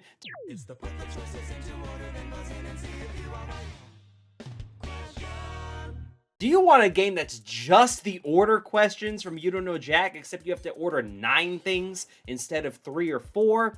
Well, this is the game for you. I love Quixort. I love these types of games. I love trying to figure everything out and where it all goes. I love that they give you 3 fakes that you don't know that they're fakes. You got to trash them. I love that you have to work as a team and you get to communicate. This is an S game for me. Not quite S. I have it in A, but I agree. And it's probably one of the more original trivia games they did in a while. This was their Blake trivia game for 9, and we haven't really had a whole lot of sort these things happening. We had a Pull Mine, but Pull Mine's not really a trivia game. So I really like it. I think there's sometimes the team aspect can be a little bit frustrating. You might see in some of the B-roll that I got a little frustrated with my team because we kept going for the mystery prompt, and I was like, I know, I feel You're very still confident. salty about the cheeses, aren't you? It's not even the cheat. No, I'm salty about the freaking social media things. That was worse. We did awful on that. I was like, I at least could. Yeah, I hated that one. Felt like I would have been better on the other one. And that's also maybe it's something that's a limitation of the game and preventing you from putting in S is that you could potentially lock in on a prompt where it's like someone's like, I know this solidly, and then they can kind of control the game a little bit. And while that can be fun, obviously it might not be fun for the other people playing. It's like, well, why am I playing? I still think it's very solid what they did. And I will put it as an A. I have it in A. One limitation that I haven't seen mentioned is that while the other team is playing, there is nothing for you to do for 5 minutes, which is kind of a long time for some games. But I mean, otherwise conceptually, love it. I think the randomness of the prompts can sometimes work in its favor because sometimes you get to do it with something you're really good at, and sometimes you just have to guess, and you never really know. And I think that can actually add to the fun. But A tier. Kev, what are you talking about? You can feed the little monster thing on your screen for 5 minutes. You can tap your screen for 5 minutes. What are you talking about? It's great. But it's a solid A for me. Although, realistically, though, I do think one thing you could do while the other team is playing, and again, this is probably a play it in real life thing, is you could probably sit with your team and discuss, even though you're not going to get any points for it, you could still play along with your team and, whisper like, oh, I think it goes over there, or I think they have that wrong, or whatever, instead of sitting in silence online or maybe messaging online. But no, excellent trivia game. I think I have it in A just because, it can be driven by one person sometimes, and it can also be tough working with other teammates. It can also be tough, again, getting a category that looks scary versus a mystery category that's even worse. So it's not an S, but it's a high A. Is it better than Patently Stupid High? No. I'll put it right here then. I do think it's I better would, than but I probably am in the minority on that one. So now, speaking of, we have the granddaddy of them all, You Don't Know Jack. This game has been around since the 90s. There would be no Jackbox games without it. It's in the name. It's trivia. It's 10 questions. You can screw the other player. There are multiple choice. There's dis or dats. There's order questions. There are other gimmick type questions. I don't remember if they have gibberish questions in certain versions of this on Jackbox Party Packs. I believe they do. There's the Jack Attack at the end. We've seen this in Party Packs 1 and 5. I am shocked they don't bring this back more often, considering it's the whole reason they created this in the first place. It was a little bit of a rip how Party Pack 1 had the exact same You Don't Know Jack that was just the Facebook or the mobile game that existed for a while that I know some of us played for quite some time. I had this as an A, but I do feel like this is the one instance where, because it is the godfather of all the Jackbox games, I do feel like its status and its longevity does give it the recognition it needs to go in S. Like, I would feel bad not putting this in S.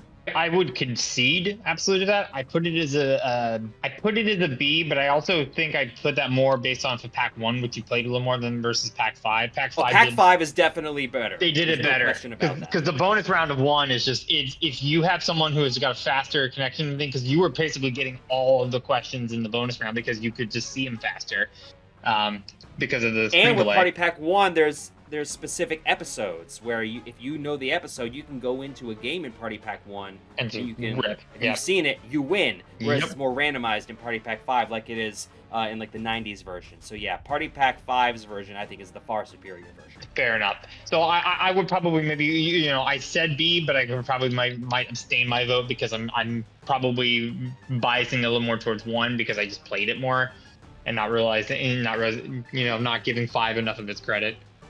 And with Party Pack 1, you can only have 4 players, whereas you can have 8 in the more recent version. Yeah. Yeah, full screen is so much better because it's not time based. It's just kind of, you're going off the answers and going by the answers themselves instead of a time one. I mean, if it's an F, I think it's perfectly fine. I think it's a solid A because I think it's a lot better that it's just its own questions and there's more kind of specialty types with them. And I just feel like it's solid. I feel like it doesn't have that special quality to really give it an S in my eyes, but I definitely see putting it as an S just because of its legacy that it has. But I think it's a solid A. I'm making it a B. I played it with some of my, like I said before, non as in a game show type friends, and they kind of got bored by it. And by the 5th or 6th question, they were like, "Can we do something else?" I do miss the wrong answer of the day. I understand that with it being more randomized, that was going to be harder to do, but I do think that was kind of fun looking to see what matched the theme there. I had this in A. I think I will be convinced to move it to S. I think it does deserve to be an S. I think it does have one particularly unique quality over every single other Jackbox game. Not only because it was the original, this is the only game that was made into a game show.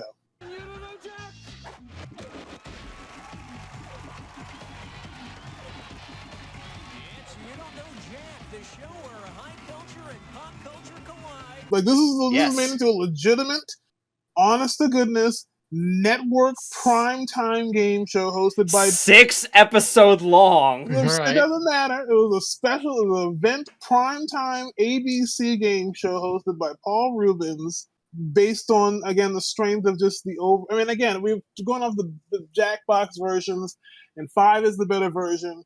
But I definitely think, just overall, I think just there's so much from all the different games. From Party Pack 5 was great because it expanded to 8 people.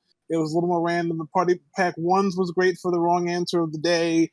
And then again, the joys of playing this game over the years, all the way back to PCs in the 90s, I think puts it in S. When did that show come out? I think 9/11 legitimately killed it. It's not a joke. I think they're right around the same time. Yeah. The only thing that I kind of don't want to give it just an S just based off of its reputation is because, yes, without this, none of the Jackbox games exist, but we're ranking the Jackbox games. And I don't want to necessarily, and I think a lot of the other games that we've talked about in Jackbox have kind of built a notoriety of their own as Jackbox games, whereas I don't think this one in its Jackbox format has necessarily done. So I don't know necessarily. I just want to give it an S straight solid off the reputation alone.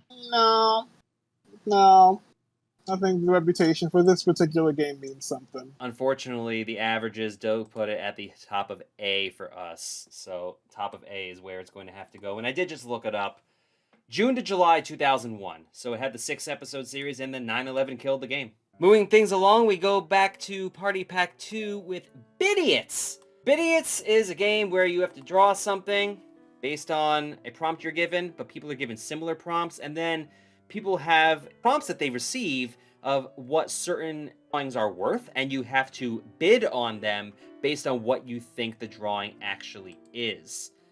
This is a game that I used to really like when Party Pack 2 first came out. I know we played it a good amount. They have since refined the formula, and we've gotten better drawing games since then. I have Bidiots as a D. I just do not enjoy playing it anymore. There's fun aesthetics to it that I moved it up to C. Obviously, we all love predatory loans. Obviously, I do like the fact that you have all those art vendors and stuff like that that are telling you, you know, what something's worth, and kind of, you know, and trying to guess what the prompts are kind of fun. But this game can take a long time, and if if you're not good at drawing, I know it's especially not going to be a very fun game for you. And because it takes a long time, I can't really put it higher than C. But I think there are still a lot of redeeming qualities to it. This game is I was terrible. watching something that talked about this game, and one of the reasons it takes a long time is that every time someone bids, it resets the timer like 40 seconds. So if you wait until the end of that 40 seconds that somebody's bid, say 2,000, and then you bid 2,100 right at the end, boom, another 40 seconds. And that can make the bidding rounds take forever, and that's really something that just feels like something they wouldn't catch in an earlier pack that maybe they would have caught now. I love the concept. I love predatory loans. I think there's some good witty aesthetics in here, but I can't get it higher than C because the pacing of this game is just such a problem. I also want to mention that you can also call for a loan every single round, whether you take a loan out or not, but it'll still go through the entire rigmarole of the predatory loans jingle. Yep, we always love that jingle too. I mean, that's probably half the fun of the game now. This game is absolutely terrible to me. It's a D. I don't get it. It's confusing. So I understand the point is they have to be similar in order for people to not know which one is which, but it's just way too confusing for me. B for me. I know we played a lot of this game when we first really got together as a group. I do like the aspect of being told, hey, this piece of art is worth this much money. It'd be a lot of money if you win it. And then you're trying to figure out, is this the piece of work or is it not? I like the guesswork of it. Of course, the meme material is nice. So it's a low B for me. That's going to put Bidiots as an average at the bottom of C, is where it averages out for all of us. Plug that in, and we move along to another game that I kind of forget about a little bit, and then we play it, and then I really enjoy it, and that is Push the Button. It's like good old Push the Button. Hey, Among Us? This is pretty much Among Us, except it was in Party Pack 6, which is 2019, so it came out either right at the same time or right before Among Us did. So maybe they were onto something. It's a shame that they couldn't get the recognition, if you will, that Among Us did. But I enjoyed Push the Button a lot when we played it. I have it as a low A. I like this game. I mean, this game kind of, and Among Us, which I've never played, but it kind of goes back to the game that anyone's played called Werewolf. And I've always loved that as a game. I don't necessarily like adding a bunch of elements to that game, but I mean, I think they Push the Button still does it in a very, very solid way. But if I want to kind of play, I want to play the original Werewolf, but I still really like the game a lot enough that I would give it a B. I have it as an A. I think this is the best social deduction game by far that Jackbox has put together. I really enjoy the working together, but also keeping an eye out on everyone that you have to do at the same time. I love games like that. I also think this is the best graphics of possibly any game. It's certainly up there. Just a really enjoyable visual experience too. It's a solid A for me. Yeah, but did you forget about Faking It or something? Or It's a B game for me because I don't necessarily love Werewolf or Among Us. Also, just doing a little research because it's weird. Among Us came out in 2018. This came out in 2019. But the thing about Among Us is that it really didn't take off until like the year of the pandemic in 2020, because that's when they said, "Hey, this is so popular. Let's put it out on Switch now too." And it came out on the Switch in 2020. They copied off of Among Us, but Among Us didn't take off until after this game came out. But yeah, it's okay for me. I don't love the style of game, but I don't hate it either, and so it can be fun. So it's a B for me. Well, that's going to put it as a high B for us then. So I'm going to put it... I'll put it here.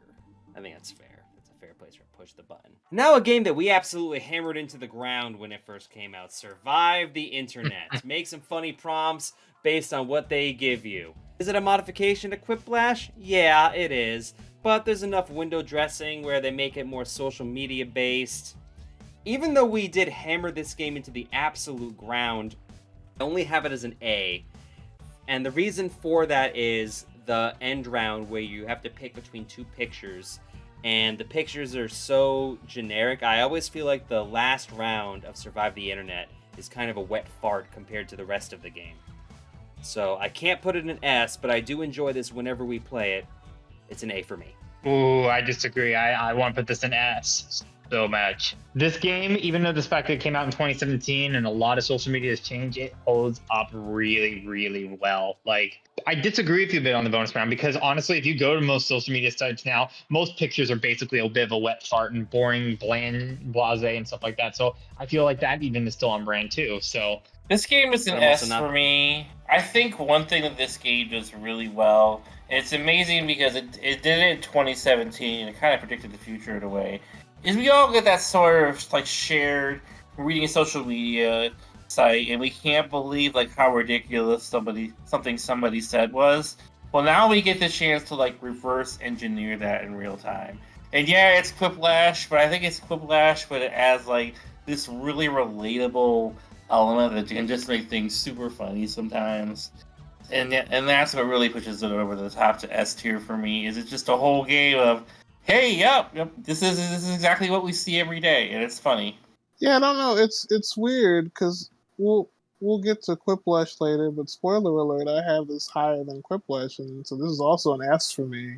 I think I just like the framing of it a lot. The framing of it a lot makes it so that we can still be funny, and even in the bonus round, I know it's an arbitrary, like, 2 random pictures, but again, I'm a person that likes a challenge, so I do like the challenge of, here, make this funny. And I don't think it's as difficult as perhaps Quiplash might be sometimes. I think it's a solid A game just because, yes, it's like Quiplash, but you're twisting other people's responses. And I think there's a lot of fun value and a lot of funny stuff that comes from it. And I like that it's Quiplash, but also kind of a community vote of like who's funniest. Sometimes someone twisted your comment funny enough that you might even pick it, and I think it's a lot of fun in that regard. And it's pretty quick too, so I would give it an A. Now, if you're watching this video, you're probably averaging in your head. You're like, okay, you got some A's, you got some S's. It's probably going to go in S. But what you don't see is in text in the Discord, Randy has this game as a C, and unfortunately, that drops it down to be an A. Randy's C drops it out of S. Okay, now I feel bad. So, well, you should feel bad because you did this, and I'm calling you out on it. Okay, then, well, let me. The game kind of confuses me. I guess I'll just go ahead and comment since I'm put on the spot here. It just kind of confuses me. It's just okay, fine. Put it in B so that you can raise it up. I feel like I have to do that. Like, I mean, it's not enough. It's not honestly, enough. Honestly, we're at the point now where I know it made sense because we had 112 games the last time we did this. I'm ready to tell you, Torgo, executive decision, bring back the changed ranking rule at the end here. I agree, so we can get FixyText down to F. Okay, the game confuses me. It's okay, I guess. It's just other games I feel like have better prompt ones that are better. Again, I think one of those is Joke Boat, and I feel like I'm going to be thrown off the proverbial boat right now. We have a couple more games we have to get to, 11 more games actually. Next up is Madverse City. You get to do a rap battle, and you get some prompts. You have to finish the prompt, and ideally it rhymes, and then you do a rap battle against somebody else. It has the competition aspect of Champed Up, and there are other games that have touched upon this just as well. This is a game that I was a lot higher up on when it came out, which is 2018. I have cooled on it since because I do feel like the way it presents itself is a little slow. We love Gene, we do, if you have an odd number of people playing. I can't justify putting this anywhere else but B. I agree, it's fun, but it does wear on a bit of time. And honestly, I think one of the more things I love about it is when you're done with your prompts, you can, blow up things in the city. That's always been the more fun thing for me in that game. So, but it's still a fun one to pull out every now and then. It's a good B game. This was bad timing for games right after another. This is an S game. It's really fun. You can kind of manipulate it so that way you can rhyme with whatever word you choose beforehand. So if it says, noun, you can pick something that's easily rhymable. Obviously, if you pick rock, you can do dock or smock or something of that nature. Fat cat sat on a hat, if you will. The fat cat sat on a hat, saw a rat on the mat, got a bat, had a chat with a gnat that he'd pat in a vat that was flat. Oh yeah! Yes. Again, like Davin said, you can do something, while you're waiting for other people, you can at least do something instead of just staring blankly. I think it's, is it Roomerang that had the audience poll that they can vote in or something like that? I think that's just for the audience, but I really do enjoy this game. I think it's fun. Gene, there isn't really another way to do it besides having the computer unless you had 3 people in one of it, so odd number of players, but I really enjoy this game. Gene's the best. This is an A, high A for me.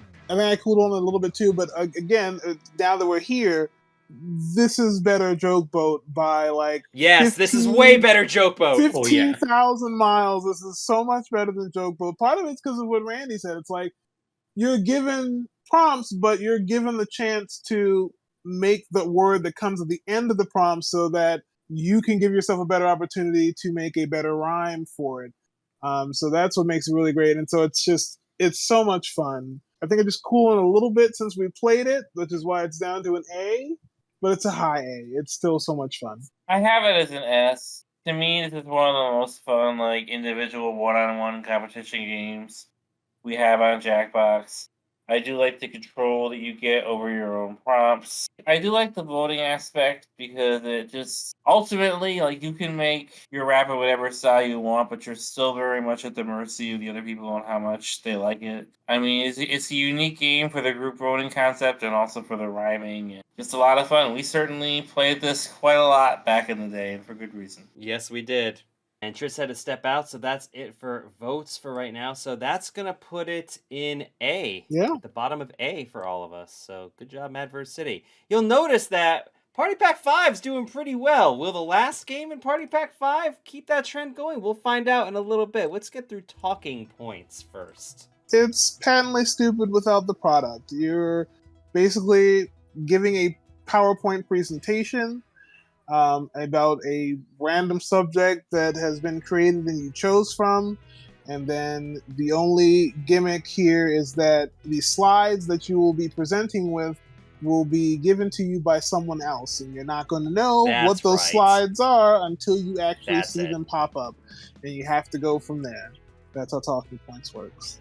That's it. I had this as a C because you're entirely at the mercy of another player, so it feels like they're playing the game for you, and I don't love that you can have that much control over somebody's performance in a game.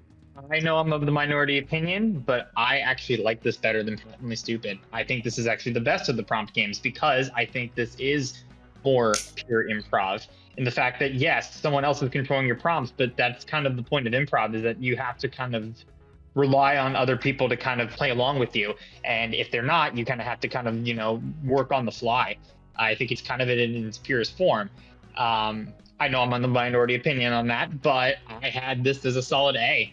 I had actually in the same boat as Patently Stupid because I think both games have different merits for different reasons. And so I couldn't put one higher than the other, but I really love this game. I think it's an A. I hate presentation games, I do, but out of all of them, I think this is the best. I put it in a B. I enjoy, like Davin said, I feel like it's much more improv because you don't know what you're getting. And yeah, you're at the mercy of the other player, but I think it's fun to kind of, let the other player, what's the word I'm looking for, suffer. I disagree. I think that improv works in multiple ways because when I also think of improv, I think of getting suggestions from the audience and then making something out of that.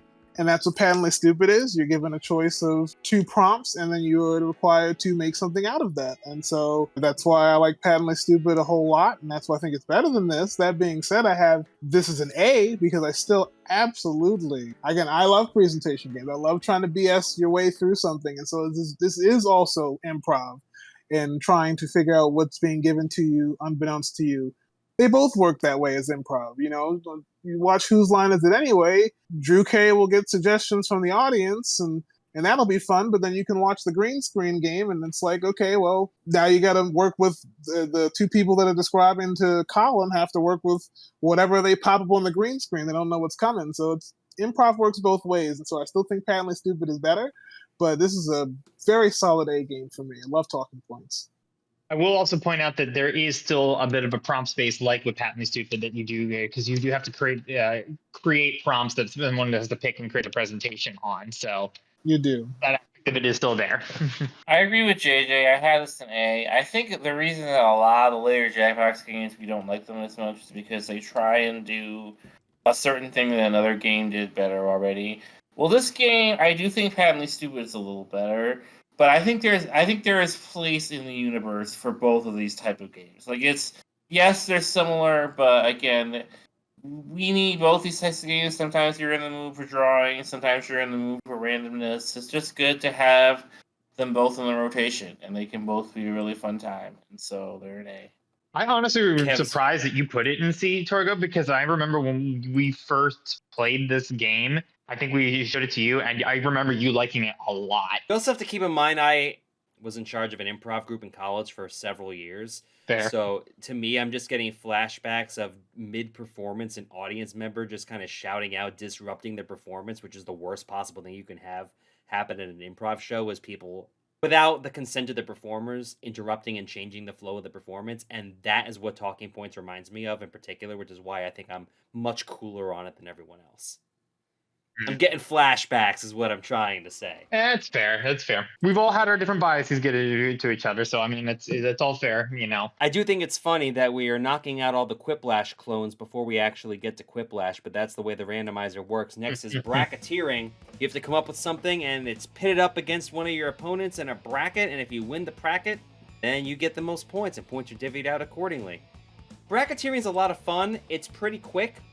I have it as a B, because I do feel like it's one of those games you can't keep playing it over and over again.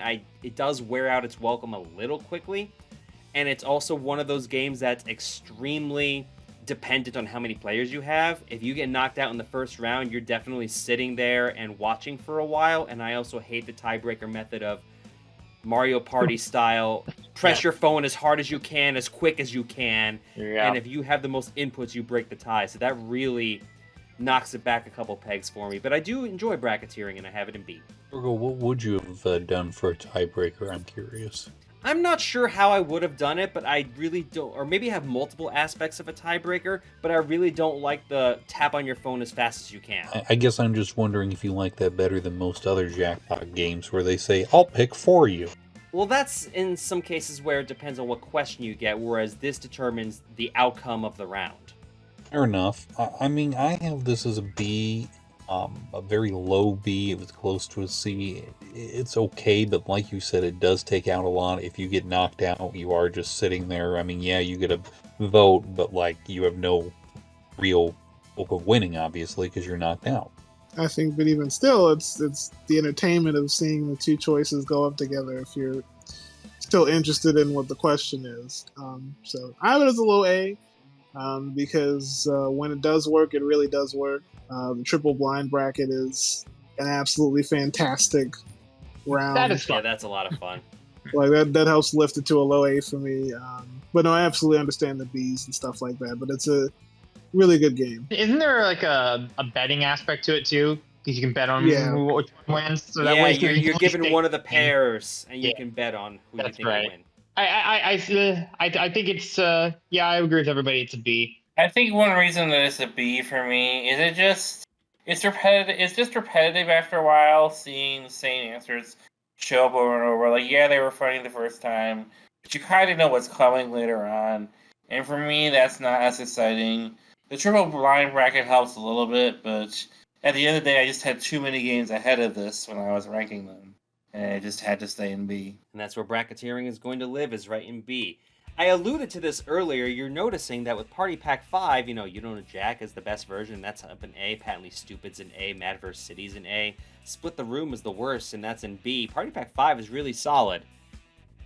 And then we have Zeeple Dome, which is the last game in that pack. I'm not going to mince words. I think Zeeple Dome is the worst game out of all of the party pack games. It's an old school shooter that you play in groups, except you have to like fling yourself into enemies, and if you're not in the same room, there's a huge disconnect with what's going on. I think this is the hardest of F. This game can only be fun when you're on that trend of doing really. I want to play some of the stupid games. You would like to do that. There's like an old DOS version of DOS version of Price is Right that I love to bring out, even though it is horribly broken and kind of ridiculous. Other than that, there are really no redeeming qualities to it. This is an F game. It takes a lot to be absolutely bad. I only have one F game out of all these games, and congratulations, we've hit it. I think even playing this in person, it's a difficult game to try to play. And maybe that's because I'm not a huge... I mean, it's not first-person shooting per se, but maybe I'm not a huge shooting game person in the first place. And so aim is not exactly my forte, but... it's multiplayer Angry Birds. That's what it really is. Even Angry Birds is... This is just too much. And again, I appreciate them trying this type of game, but I think unless you have it so that people can play it locally on the same system, trying to do it based off of someone's internet connection, even in person, doesn't work. So this is my only F. It boggles my mind how this game even made it past playtesting. I appreciate the effort, but the execution is just so incredibly lacking on such a basic level that it's enough. I can't spell Zeeple Dome without Z. And I thought, if you were about to say it, you appreciate the F part, but I thought about it. I was right there. Is this the only game with a Z in it, actually? I think it might be. Yeah. It's definitely the only one to start with a Z. I don't know if there's the only one with it. I think it is. I think it's the only one with a Z in it. Last alphabetically and last to... Look, again, it's just, it doesn't feel like a Jackbox game to me. It's too different. Too different. We did it. We have finally, unanimously, gotten a game in the F tier. We did it. Good job, everyone. Will that be the only game in the F tier? I don't know. We'll find out. Next up, we have TKO. There are multiple iterations of this. They brought it in Party Pack 3, and then they revised it for Party Pack 10 for some reason.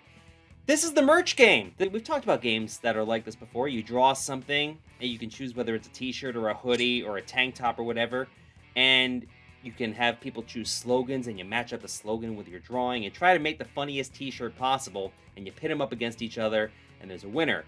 But any of the designs can then be purchased at the Jackbox store, and that never sat well with me. Why did they feel they needed to have a game where you created your own merchandise? I don't love that whatsoever. I feel like there's a weird rights issue that has to be in that. I have never looked at the fine print of this game, whether it's like everything you create is heretofore property of Jackbox Games.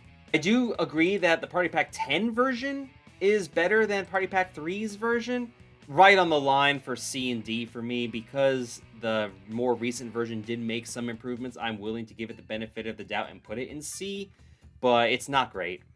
We never played this game because everyone doesn't seem to particularly like it, and when we finally played it, I actually kind of enjoyed it.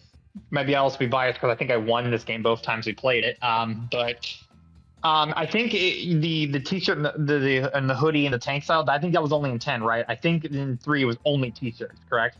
Correct. Yeah, okay. I like this game more than most. I agree it's not perfect, and it can be a bit if your game's not going far, but I don't know. I felt like, again, it combined a lot of different things that it's fun. It has a bit of a drawing aspect, has a bit of a design aspect, has a bit of a prompt aspect, and you can kind of combine all together to come up with something good. And I think you give you a bunch of decent enough prompts and stuff. And if you're really good at coming up with prompts or weird drawing, stuff like that, you get used a lot and you're getting points. And I was getting a lot of prompts in there, so I was actually surprised, and it was like, and I was getting disappointed because sometimes I would go up against my own thing, and it's like, should I vote for my own or vote for the other one because it used my original drawing? Like, I don't know, So I there are things that I actually really liked about it, and I actually had this as a B. I'm kind of with Randy. I didn't have much to say. I'm on the low C, high D line. It's a very slow-paced game. It's not very entertaining. This game, more than others, your ability to make a good drawing will absolutely impact how you do in the game. And so for me, like, That's true. since I don't draw very well, like, that caused me to objectively rank it lower. But between that and the slow pacing, C felt about right. I will just say before I mention my thing, this is the first merge game, but it is not the only one. After this game came out in Party Pack 3, they allowed you to buy postcards from Civic Doodle. You could buy mugs of the inventions in Padly Stupid. You could put your player personas from the end of role models on a t-shirt. You could get mugs of your in-game characters from Devils in the Details. You can get t-shirts and a slam down card deck from Champed Up. Wow. You can get t-shirts of your answers in Job, which we haven't gotten to. And you can also get t-shirts of your designs in Drawful 2, which I didn't even remember that. I'm surprised they did that many. Maybe it's just because TKO was the most egregious. Well, TKO was with the fact that you can first. purchase I was things. like, TKO was the first, and the TKO was the one that, again, the whole purpose of it was to be like, okay, now you've made your design, you can buy it if you want. I mean, when you play all these other games, you don't think about that aspect of it. TKO is the one that makes it obvious that, like, maybe you want to buy this. I have it as a D. It just didn't click with me. Although, again, first of all, one was a slog to get through. 2 is so much better. So I will give them that, and I do have fun playing it. I mean, so but it's still a D for me. I do think Champed Up is a better version of this. I don't 6 games remaining on this tier list, and we start off with the one that has appeared possibly more times than any other. In fact, I believe it has appeared more times than any other, and that is Fibbage. We've seen Fibbage 4 different times. It's in Party Packs 1, 2, 4, and 9. They love bringing back Fibbage, and they also have Enough About You versions of Fibbage, which you will not see B-roll of because that involves personal questions about the other people. Obviously, we know each other well. We could do that, but we did not want to share necessarily that kind of information with people in B-roll, so we did not play that for the video, but essentially it plays the same way. It's fill in the fun fact with the blank, and you just submit what you think would be interesting for that fact, and then they put up all the wrong answers and the correct one. Guess what it is? Fibbage is a game that they keep bringing back, and I also feel like they have been constantly improving upon it since they have made it, to the point where I think Fibbage 4 might be the best version of it, and I have Fibbage as an A. We were talking we had a little bit of break in discussion, and JJ and I both alluded to the fact we may have a couple of S games left, and I'm pretty sure that you and I can both agree that this one is the S game, correct, JJ? Correct. Oh yeah. I love this game. This is great. I mean, like I said, it keeps getting better every time, but it was great even in the first time they did it. And Enough About You is a really, really great variation of it. The fact that it's very interesting that they made a straight variation, something that is that completely different, and made it work so well. This might be up there, best game, just because it's so much bread and butter, but this is very much up there. I think this is an S. I mean, I'd have to think about it a little bit more with the other S games that I have in my own personal rankings. This might be my favorite Jackbox game. First of all, I think it's the best trivia game to me. I know that we like the mini games and Trivia Murder Party and all that, but I just absolutely love odd facts. I love trying to figure out the answer to the odd facts. I love trying to discern the fakes. Some people come up with some excellent and funny fakes. It's so much fun to play. Like I said, 4 has been the absolute best version, but they've all been good each time they've come up with a new one. And again, Fibbage 3's soundtrack is top Fibbage tier. 3, yeah. And we're talking about soundtracks because Monster Seeking Monsters is also on Party Pack 4. Fibbage 3 is also on Party Pack 4. So good. And again, Enough About You is such a fun variation to play the game with. To the fact that even though Party Packs 4 Enough About You neutered the game by taking out the bonus round, Enough About You is still so great that it doesn't hinder Fibbage 4 that much. Fibbage, to me, is the best game that they've made, and it's my favorite game, period. So S plus for me. I do think that the fact that there is two very different variations, I mean, with the Enough About You and the regular, and the fact that I would both put them in S, despite them being fundamentally different games, is a huge argument in this game's favor. I love that it's a trivia game that you don't have to know trivia for. It's just like, here's a bunch of random facts, and if you know it, great, and if you don't, then just make a good fake guess, and you can still score points that way. I think it just is fun. It has, as long as the question database is big enough, it has infinite replay value. It's great. I mean, I love me some Balderdash, so I think this is kind of a good extension of it. And yeah, every time they kind of go through it, they've got different formats. We've talked about kind of the difference in the Enough About You, but I think even the end games have been kind of interesting, seeing it go from just a regular answer to two answers in one to kind of this two different answers, right? An answer that could fit either one, and they all kind of work. It's impressive how long it's kind of run on, and it feels like it is definitely one of the quintessential games. I definitely think it could be an S. Do I think it's what I put as an S? Maybe, but yeah, I'll say I would put it as an S just because of how ubiquitous and quintessential it is. You know what? I'm going to Hey, put this in as an Randy. S as well. I would call Fibbage itself an A, but I think that with Enough About You, I would consider that an S. Because of that, I'm going to give the whole thing an S. I really enjoy Enough About You. I really think that's one So of the good. best. Maybe I was just a little down on it because one of the people that we would play this with sometimes, I feel like looked up answers to the Fibbage questions as we were playing it, so maybe that soured me on the game a little bit, but Fibbage is going up. Is it better than these two? Yes, Yes. absolutely. I don't know if it is. I can't put it above Trivia Murder Party. I can't. I say leave it there then. But I think it's better than that. Okay, next we have, I believe, the last of the drawing games, Civic Doodle, returning to Party Pack 4. This is where you get to draw, but you get to add on to other people's drawings, which is a nice little twist that we don't really see too often. Civic Doodle is fine for a drawing game. I do like that you can change the drawing, and other people have to change the same drawing. So it's kind of a nice way that you can play off each other in a way that's not too competitive. I have Civic Doodle as a B. I agree. D as in dull, or even an F. I mean, I absolutely hate playing this game. I would consider this game an F. I really would. They definitely warmed back up to it because we hadn't played it in so long, so that they definitely improved on it, their opinions after being away from it so long. I think this is the game, in my eyes, that raised the highest in my rankings after playing it. Yeah. Mm-hmm. Yeah. I missed our playthrough of this game, but I did watch one of the games I missed. And I'm sorry, but you can't spell Civic Doodle without a D. The two main flaws that I see with this game are, one, it doesn't do a really great job of introducing that you have to add on to people's drawings until during the game, which means the first time that you're playing it with someone, surprise! And I don't really think that's a good feature of any Jackbox game.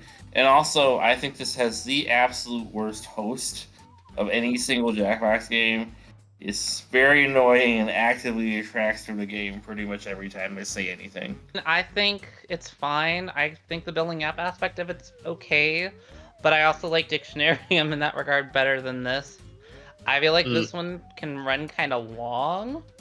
I like the drawing game. I think it works for the concept, but I find it's a little long in the tooth, and I feel like you can't spell Civic Doodle without a C. That's what I'm saying. I was about to say, Kev. You feel like you can't spell Civic Doodle without a C? It's right there. I was like, Kev, alphabetically, you can't spell Civic Doodle without a C. Yeah. Which is where I have it as well. I did like it better when we did play through it. But I still think it's just an okay game. I feel like, in particular, I don't love the last round where you're like adding on and adding on and adding on to everybody's. Then you got to pick the best of that. I feel like people can lose the plot there. But so it's just a C for me.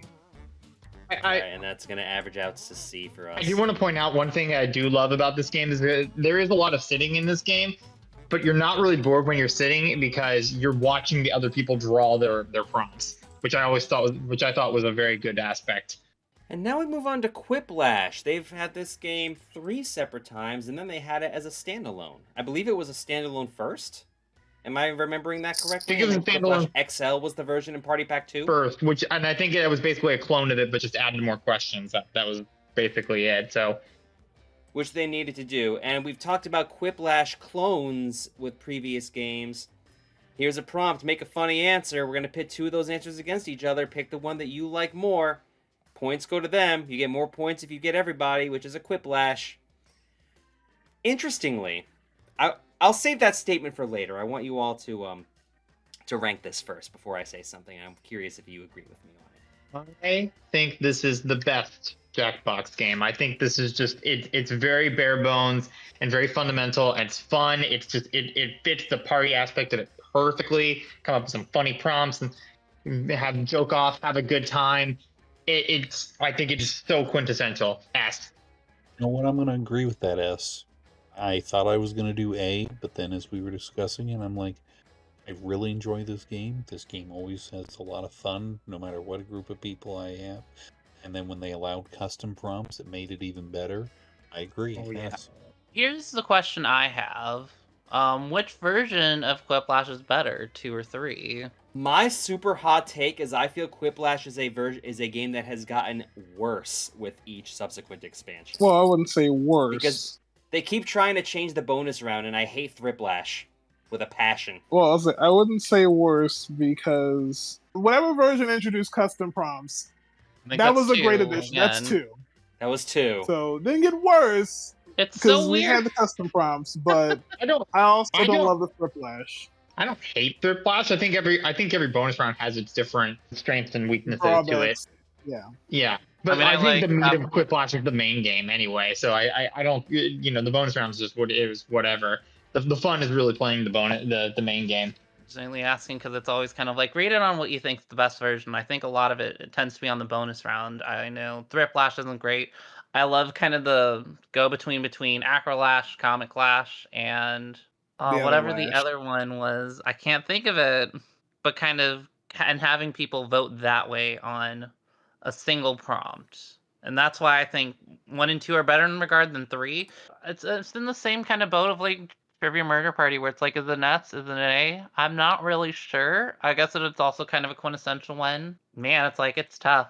I mean, if it doesn't matter, I'm on the SA line, and I'm kind of torn on either way, so. I think the comment that Torgo made earlier about you don't know Jack and just legacy leading to a game getting an S. I think for me, that applies to me, where I'm also on the SA line, wanting to go to an S with this game.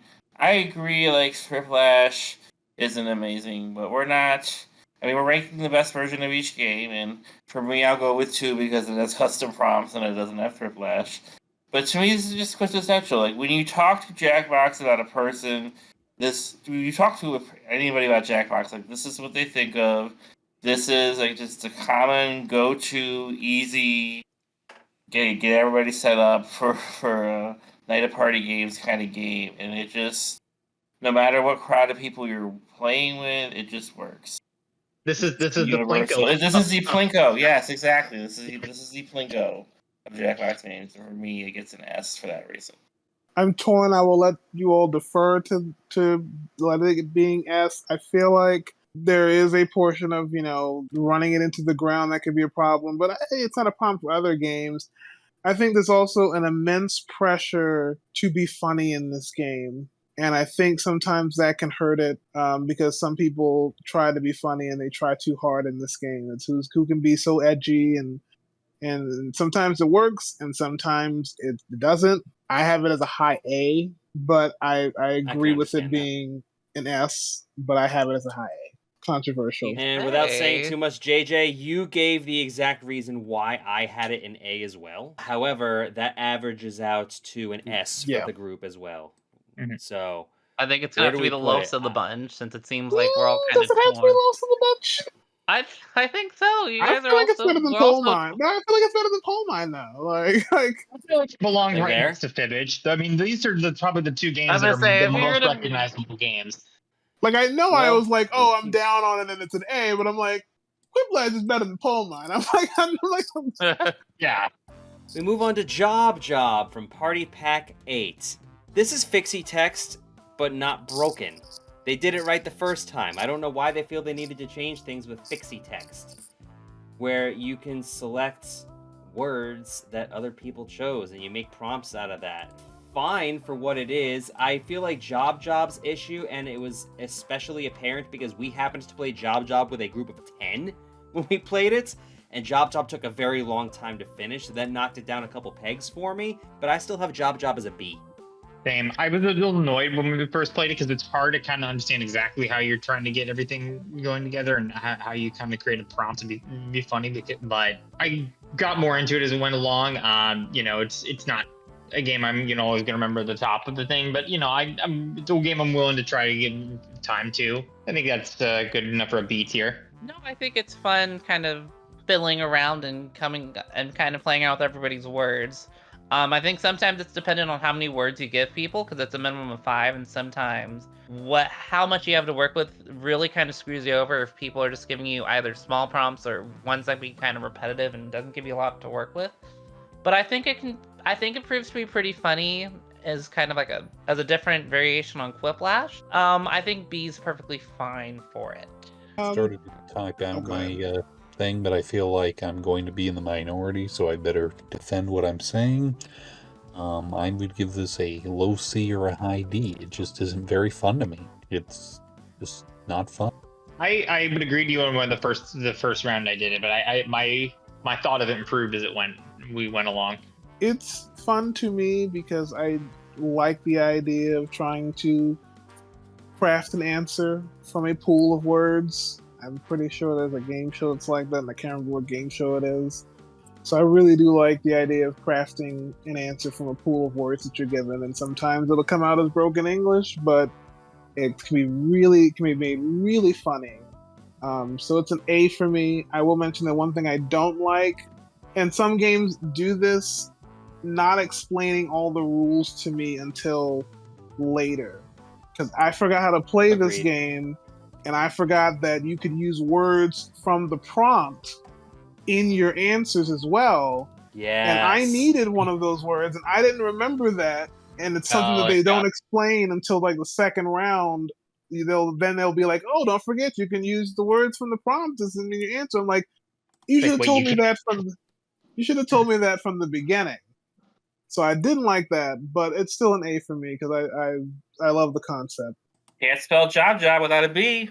I gave it a B because I do feel when we played with a bunch of players, it kind of dragged on, and that made me keep it out of A. But I mean, the job interview where you just throw it away and like try to give as ridiculous an answer to the question as you can, it's just such a classic concept. I like that they made a game out of it. It can be a little random and a little hodgepodge trying to put stuff together, but at least there's a premise there. And it's a funny premise, and that makes it approximately 5,000 times better than FixyText. So a BC is about right. I'm going to put it right here. I think Job it's right in the middle for B. It averages out to B for all of us. We had all Bs except for 1 C and 1 A. I have a feeling Randy's going to want to jump in on this one because I know he quite likes Fakin It. So, Randy, why don't you start us off with Fakin It? 3, 2, 1, go! Okay, sorry. I really love this game. This is an S tier game for me.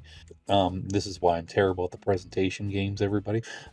Fakin It is a game where you receive a prompt, and such as raise your hand or a certain number or pointing, that kind of a thing. And you have to either raise your hand or hold up however many numbers you think it is. And based on other people's answers, you have to decide who did not receive the prompt and who is, well, faking it. Da-da-da-da. Wrong game. I'm interested to see what they do because this is one of the games that we're going to see in the new pack, and Yes, they're bringing it back. yes, so I know this is one that some of us have been wanting to see as a sequel for a while, and it'll be nice to see it, especially as a group that normally plays it online. It sounds like they're trying to come up with ways that you can do it so you don't have to be in the same room to play it. That being said, we still found ways to play this one and enjoy it quite a bit, even as a group of online gamers. You can't spell faking it without Ash. No, I'm just kidding. You can't. You better watch. Tris, Tris, what did you say? I don't think you gave a ranking. Oh, we didn't give a ranking. I'm sorry. No, I think it's a solid A. I think it's really nice to be able to kind of, whether you do a good job or a bad job as a faker, there's always some enjoyment out of it. Just trying to deflect it and get people to guess away from you. And I feel like, I didn't talk about push the button because I was a little preoccupied. I really don't like push the button, and I didn't want to kill everyone's vibe there. And I think everybody seemed to be in the majority there about having it to be whatever. I think Fakin' It does this concept so much better. Just who's the mole, who's the odd man. And I feel like out of all of those kinds of games, I feel like it is the strongest. I mean, I feel like I could put it as an S. I like it as an A, and I would put it as an A. That's where I was kind of about to go, because you can't spell faking it also without A, and that's where I put this game. I like the game as much as everybody else. I feel like sometimes it can drag a bit if nobody is deciding that they really want to be a consensus on who wants to be and who's the faker. Kind of a little bit like what was that one game, Hypnotorious? There can be sometimes people can just not be a consensus and just can kind of drag the game down a bit. But it's still a very fun game. I would give it an A. I'm going to be the contrarian. I'm going to put this down in a B. One thing that holds it back for me is that sometimes, again, you just get stuck with a prompt that, like, it's impossible for everybody to not know that you're the faker. And I feel like that's where it tears it down.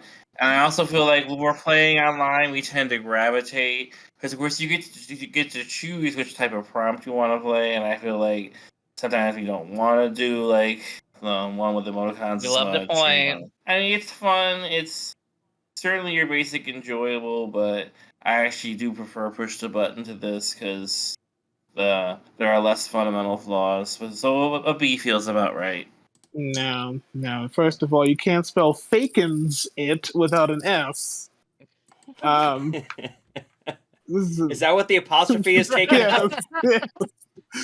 The reason this is better than push the button is not based on personal anecdotes. It's based on, here's some random prompts and activities, and if you don't do those random prompts and activities, then we'll know that you're the alien. Faking It is, here's some real life stuff that you all should know about each other because you're friends. And if you don't, you can question people about it. It's like Enough About You. While we love Enough About You because it's about us, and that's why Faking It is really good. And I know that the face round is difficult over online, but I love that we came up with a solution to that. The game's still so good that, I mean, first of all, none of the game is meant to be played online. We made the solutions to make this game playable online, which, again, is a testament to this game. This entire game is meant to be played in person.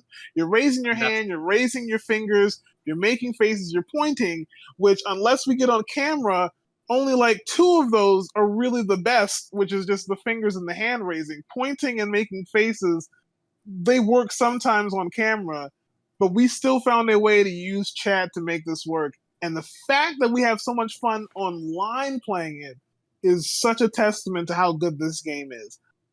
It's fine if it doesn't make it into S. I don't know if that's going to be my game that moves it into S, but Faking It is an S tier game.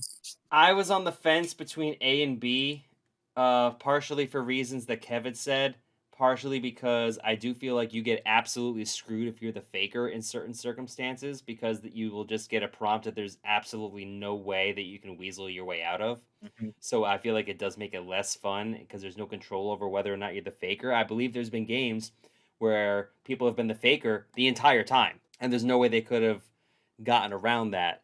So either way, the way the averages work, whether I give it an A or a B, it's still going to average as an A. So I'm going to put it right here. I don't know why this randomizer likes to give us these such inconsequential games to end these tier lists, but we have Swatter going all the way back to Party Pack 1. Here's a bunch of true-false questions. Say whether it's true or false. That's it. It sure is a game. We definitely played this game the least out of all the Party Pack 1 games when Party Pack 1 was fresh back in 2014.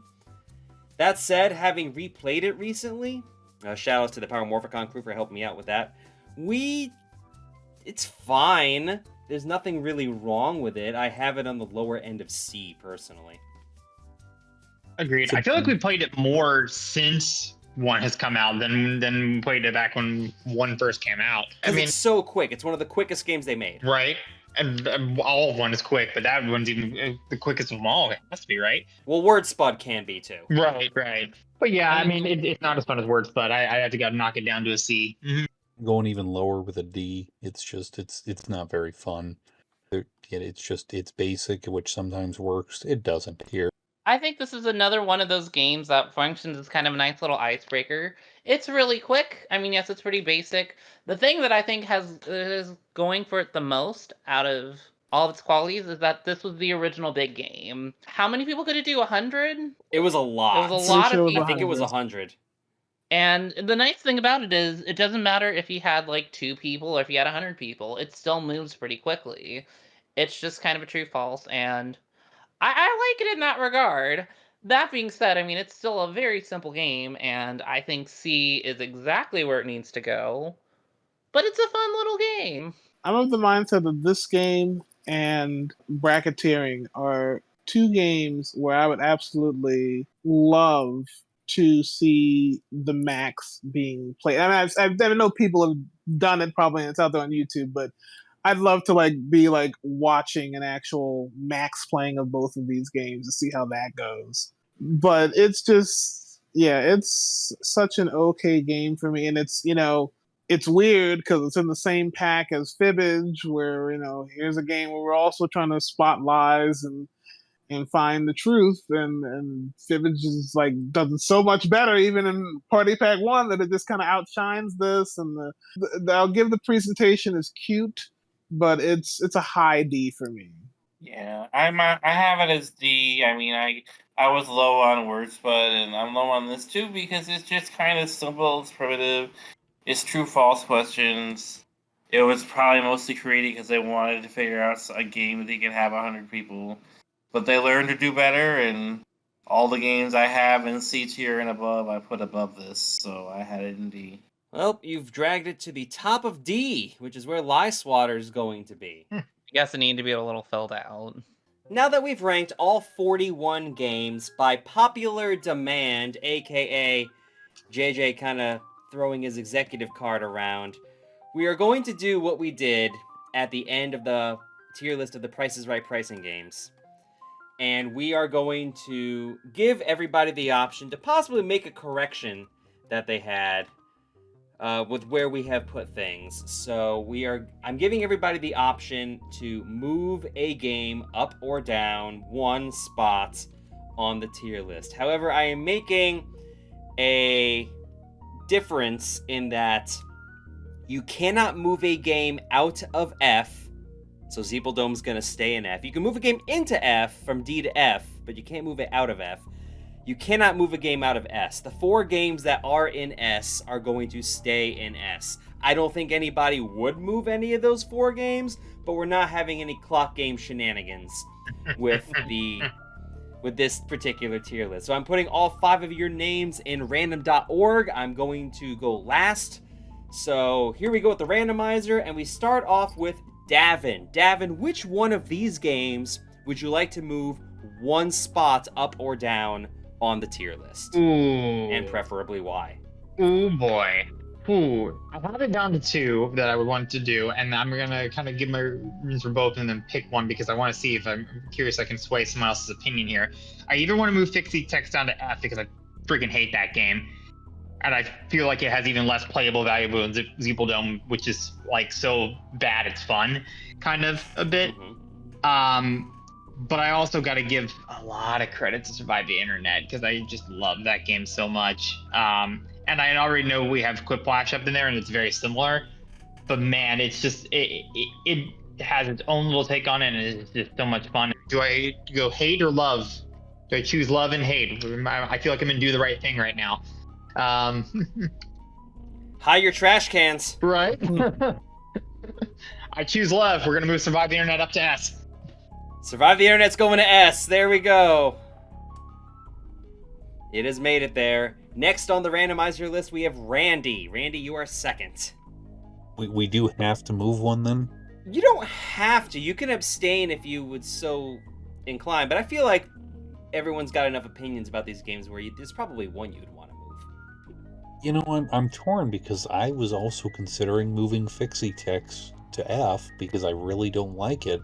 But I really like the fact that the only F game is Zeeple Dome. I just love that representation. As much as I love Mad vs. City and Fakin It, like, those are personal preferences for me, and I'm not going to move those up to S. I know everybody loves Bidiots. Do we? It's in C. It's at the bottom of C. I mean, I do. I think I'm going to choose Hate, and I'm either going to do Bidiots or Civic Doodle. Which one are we moving to D? I'm sorry, it's just, I hate the game so much. Civic Doodle's going to D. Civic Doodle's going down to D. Well, you can't spell it without. There we No, go. I'm with you. Thank you. JJ is third. This is tough. I don't want to move too many games up to S. Plus, we got Fibbage up there, which again, I said Fibbage is my favorite anyway a long time. So I think I'm fine with Panelist Stupid staying in A. I think what I am going to move to A because I love Password so much, because I love how quick this game is, and so it's always a fun time to play. I'm going to move Blather Round to A. Blather Round moving up to A. I almost There considered you moving go. that one down. Oops. Well, coulda, shoulda, woulda, didn't. I know. Fourth is Triss. I feel like I'm in the same boat of there's games that I really like that I want to put up, and other ones that I'm thinking about putting down. I mean, I think Patently Stupid's honestly really great, and I honestly think it should be an S. But at the same time, I don't agree with JJ. Just because we have an A S tier concept doesn't mean that we can't have an F. Doesn't mean it's not an F-worthy game, especially when people really didn't like it. I mean, I feel like we've been doing so many moves up that I feel like I kind of have to move something down, and I feel like nobody liked the game, and we all seem like there's better versions of it out there. I think I have to move Junktopia to F. Junktopia going down to F. Kev, you are fifth. You know, I was really going to try to choose love, but then two of you mentioned my same hate game, and I realized that I had a nice little consensus going. FixyText is really, really bad. We now have two F games. We've broken the Zeeple Dome being in its own tier. I think there's room for three. You can move FixyText down to F. FixyText is also going down to F. Do we think it's better or worse than Junktopia? Well, Junktopia was a little higher on it before, so I'm going to say FixyText goes there. And that leaves me. What game do I want to move? There are certain games that we have that I absolutely love. There are certain games we have that I absolutely hate. There are certain games that I want to spite certain people and move up just because. Like, I'll be honest. Word, Spud? We can't move I am genuinely thinking of moving Word Spud to A. I'm thinking about it. I actually really like Word Spud. I'm not going to do that. I want to. Jordan, if you're watching this, I want to. Suffer. B is so heavy, and I don't know how I feel about that. Because I feel like C should be average, and I feel like C is just kind of sitting below average. Like, none of those games I'm just kind of, about.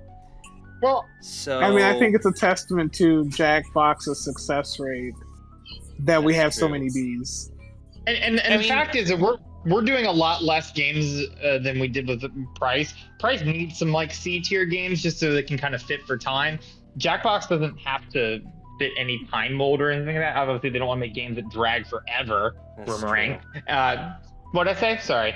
Anyway, But I think But I the mean, fact that it's- they always have to come up with strong games to kind of, warrant having, a 5-game pack that you're going to play over ad infinitum for a year. Torgo, this is your Like- video. If you do want It to is. move Zeeple Dome out of F to D, we will allow it. You're very close, Randy. You're quite close, except we're going the other way. Dodo Re Mi is going to F. We like don't enjoy playing it. The way we play it doesn't work. Even hearing the playback, there's still lag, so it's too ambitious for its own britches. I don't think it works. Dodo Re Mi is sitting in F. So this is our tier list, officially, of all 41 games in the Jackbox party packs. But now, once we broke the Someone had to seal do on it. F, it was Someone had to do it, it was Kev. F City. Now we have one final treat for all of you, or maybe you want the video to be done and you're just gonna leave now. I don't really know. You do you. But what I decided we should do is, with the 10th anniversary of the Jackbox Party Packs being last year, they now give people the option where they can build their own party pack. They can choose 5 games a la carte and build their own party pack. So now, I want everybody in the call to build their own party pack, and what games would they want to have available to them to make their ideal gaming night. It doesn't have to be 5S games for them personally, just a variety of games that they feel best exemplifies what the Jackbox Party Pack brings to them. I'm going to re-randomize all 5 of your names in random.org, and we are going to start with Davin this time around, who I believe started last time, but Yep. that's the way the crumble cookies. Right? I think the order it gave me is the exact same order it gave me last time, because it's Davin, Randy, Tris, JJ, Kev. I'm like, did it really do it again? Right. It might have. It might have. Well, that's what we're going to stick with, because random.org tells no lies. Right? This is, now, unlike the moving we just did, multiple people can obviously pick the same game. That's not going to be a problem at all. Sure. So, Davin, what are your 5 games for your ideal party pack? I need to make sure that I'm picking a good selection of games. I don't want to do, as much as I love Surviving Internet, I moved up to S. I don't think that I'm going to put it in the ideal pack, because I feel like I have to put Quiplash in there, and they're very similar games, and I don't want to have too many, similar games in the pack. So I'm definitely putting Quiplash in. It's quintessential. I am Okay. definitely putting Fibbage in. That's almost quintessential. Now it gets tough, because I thought about we need a drawing game. Obviously, and so obviously Drawful is like the most basic, but that's also very similar to Fibbage, which makes that tougher. So for that mind, because I think we want maybe a prompt game, like a presentation game, I feel like I'm going to put Patently Stupid in there. Oh, we need something that party thing, so I'm going to put Faking It in there. We've got the prompt game, we've got the party kind of style game, we've got the improv style game, we've got that also has a bit of drawing aspect to it, so that kind of takes that part. And we've got, what the hell, Trivia Murder Party. Well, there we go. Okay, so you've picked Quiplash, Fibbage, Patently Stupid, Fakin' It, and Trivia Murder Party as Yep. your ideal party pack. There you go. Randy, you are next. What is your ideal party pack? Well, I'm definitely glad that you're letting us repeat games, because mine are very similar. I have to have Trivia Murder Party. I would Okay. have Trivia Murder Party 2 if we had to be specific about it. We don't, but that's fine. Fibbage 3 or whatever Fibbage I can get Enough About You in. I have to get it. Okay. So I have to have that. I have to have Fakin' It. I do. Okay. Those are 3 right there. I'm just such a fan of Madverse City. That's going to be number 4. I've got 3 left. I've got One 1 left, I should say. I got 3 left that I'm deciding between. I've got Earwax, Blather Round, and Quiplash. Blather Round can be kind of confusing, I think, for a normal party, so I'll take that one out. I think for an ideal pack, I think it's got to be Quiplash. So I'm going to go Quip. Trivia Murder Party, Fibbage, Fakin' It, Madverse City, and Quiplash. The same as Davin, but switch out Patently Stupid for Madverse City, yes. Yes. Tris, you're up. Pick your It's so- 5. Oh, sorry. It's tough because it tends to be a lot of overlap too. I really like Patently Stupid, and I think I have to have it in there just because You want a good presentation game that people can present. So I feel like that has to be there. In that regard, I feel like Fakin It's also a really good party game that works well in any setting, and I think has to be there as well.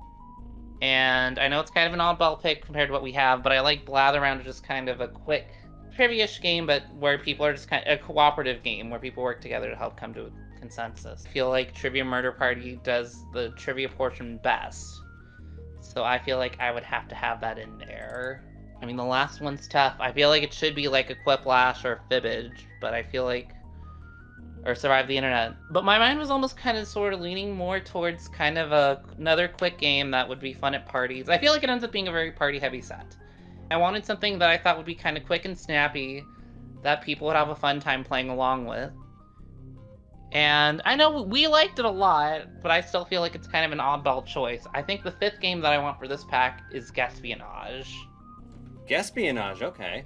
So you're 5, Patently Stupid, Fakin It, Blather Round, Trivia Murder Party, and Guesspionage. JJ, you're up. I like how Tris gave like 3 paragraphs before describing his 5th game. Like, real build up there. This is like the pitchfork of Jackbox game party time making. No, Tris didn't give 9 paragraphs and then say 6.1. Right. Right. My 5, pretty simple. I mean, there's a lot of overlap, but I just didn't talk about Fibbage being the best game that they've ever made, so it's going to be Fibbage. I do think that there should be some representation of the OG, so I will put in You Don't Know Jack. Again, I think Patently Stupid does the drawing and the improv the best for me, so Patently Stupid. Even though it can be, again, people can do try-hard kind of stuff, I still wanted to put Place of Quiplash. So Quiplash would be the 4th. Okay. And then the 5th is, again, the personal favorite. I love Password, and I love this word game, and it's quick. So Blather Round would be my 5th. All right, so you went Fibbage, You Don't Know Jack, Patently Stupid, Quiplash, and Blather Round. Yep. Kev, you've had the most time out of everybody else. I have. What do you say? We're gonna start with the easy ones. So Trivia Murder Party is my favorite game. So we're gonna put Trivia Murder Party to it by default. Just best game to me. And there's been a drawing game in every pack, and certainly I think Patently Stupid does that far better than any other game, and so that has to go in. The other 3 get more interesting. I would put Madverse City in. I just have way too much fun playing that game, and I think, unfortunately, Madverse City gets a little bit too similar to Quiplash. I don't think I can really put both of them in, but for me, it's just one of the better wordplay games they have. Now, I would put Pole Mine in. Okay. Pole Mine is just kind of unique teamwork game. I really like it, and I do think that I wanted to try and make my concepts as diverse as possible. And based on this, we didn't really have like a social deduction game in, and I mentioned how much I like Push the Button earlier. So I'll round out this pack with that. Because we would have 2 very heavily team-based games of Pole Mine and Push the Button, but I actually think that's really fun. I love team games, so those are my 5. I like it.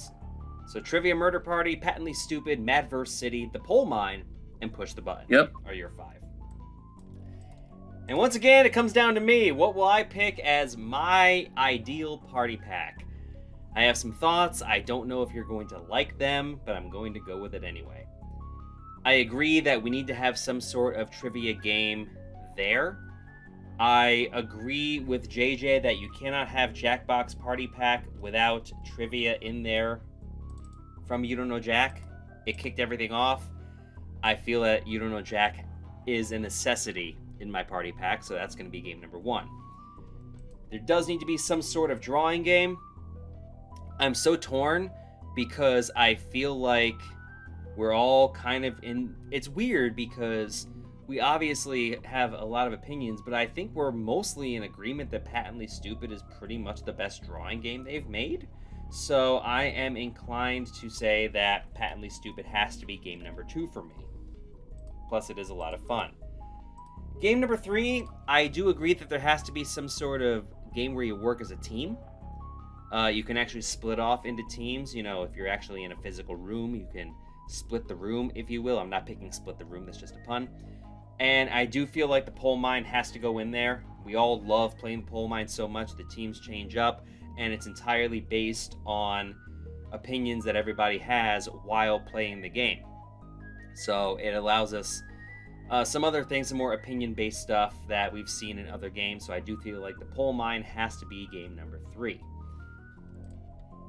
Game number 4 is a little tricky for me because there are so many other types of games that I feel are just so off the wall and so different from all the other ones. But I do feel like we need a word game of some kind. There are a lot of word games that are super enjoyable. I also feel like the pole mine runs long, Patently Stupid runs long. I do feel like Word Spud has a place in my ideal party pack because it's so short compared to the other games. So Word Spud is going to be my number 4. And number 5 is really kind of my oddball pick, if you will. We have a lot of interesting games. We have a fun trivia game. We have a drawing game. We have a teamwork game. We have a word game. But I definitely wanted there to be kind of an all-encompassing game, like a greatest hits, if you will, where if you're trying to get a representative party pack of what is the ideal party pack, I do feel like there should be a game that kind of hits all different fronts. So this may come as a surprise. Nonsensory is going to be my 5th pick because there are many different aspects of the game. It has the range aspect of games like Guesspionage. It has some drawing in it. It has, you know, that competitive nature to it. So I feel like it kind of works as a greatest hits aspect, and it's not too long. We've commented off this that Party Pack 8 is a lot of fun, but Party Pack 8's biggest problem is all the games just take forever to play. And they did realize that, so they kind of shortened it up in 9 and 10. So my 5 games are You Don't Know Jack, Patently Stupid, The Pole Mine, Word Spud, and Nonsensory. That, to me, would be my ideal party pack. And with that, I believe that's going to wrap things up for this tier list video. As I mentioned, this is our tier list. Do you agree with it? Do you disagree with it? Leave your own picks in the comments below. And again, we recorded this before the Naughty Pack came out, so our rankings of Fakin It do not apply based on the new version because, again, it had not come out yet. Same for Drawful. And we don't know anything about that new game that they have announced. I don't remember the name of it offhand, but we have not taken that into account. Maybe we'll make a comment about it afterwards, because I'm sure we will play it. If you want to play these games with us whenever we get around to it, feel free to join the Torgo Entertainment Discord, link in the description. Thank you so much for watching this video, and thanks for watching us debate Jackbox for 2.5 hours now. Take care. See you later.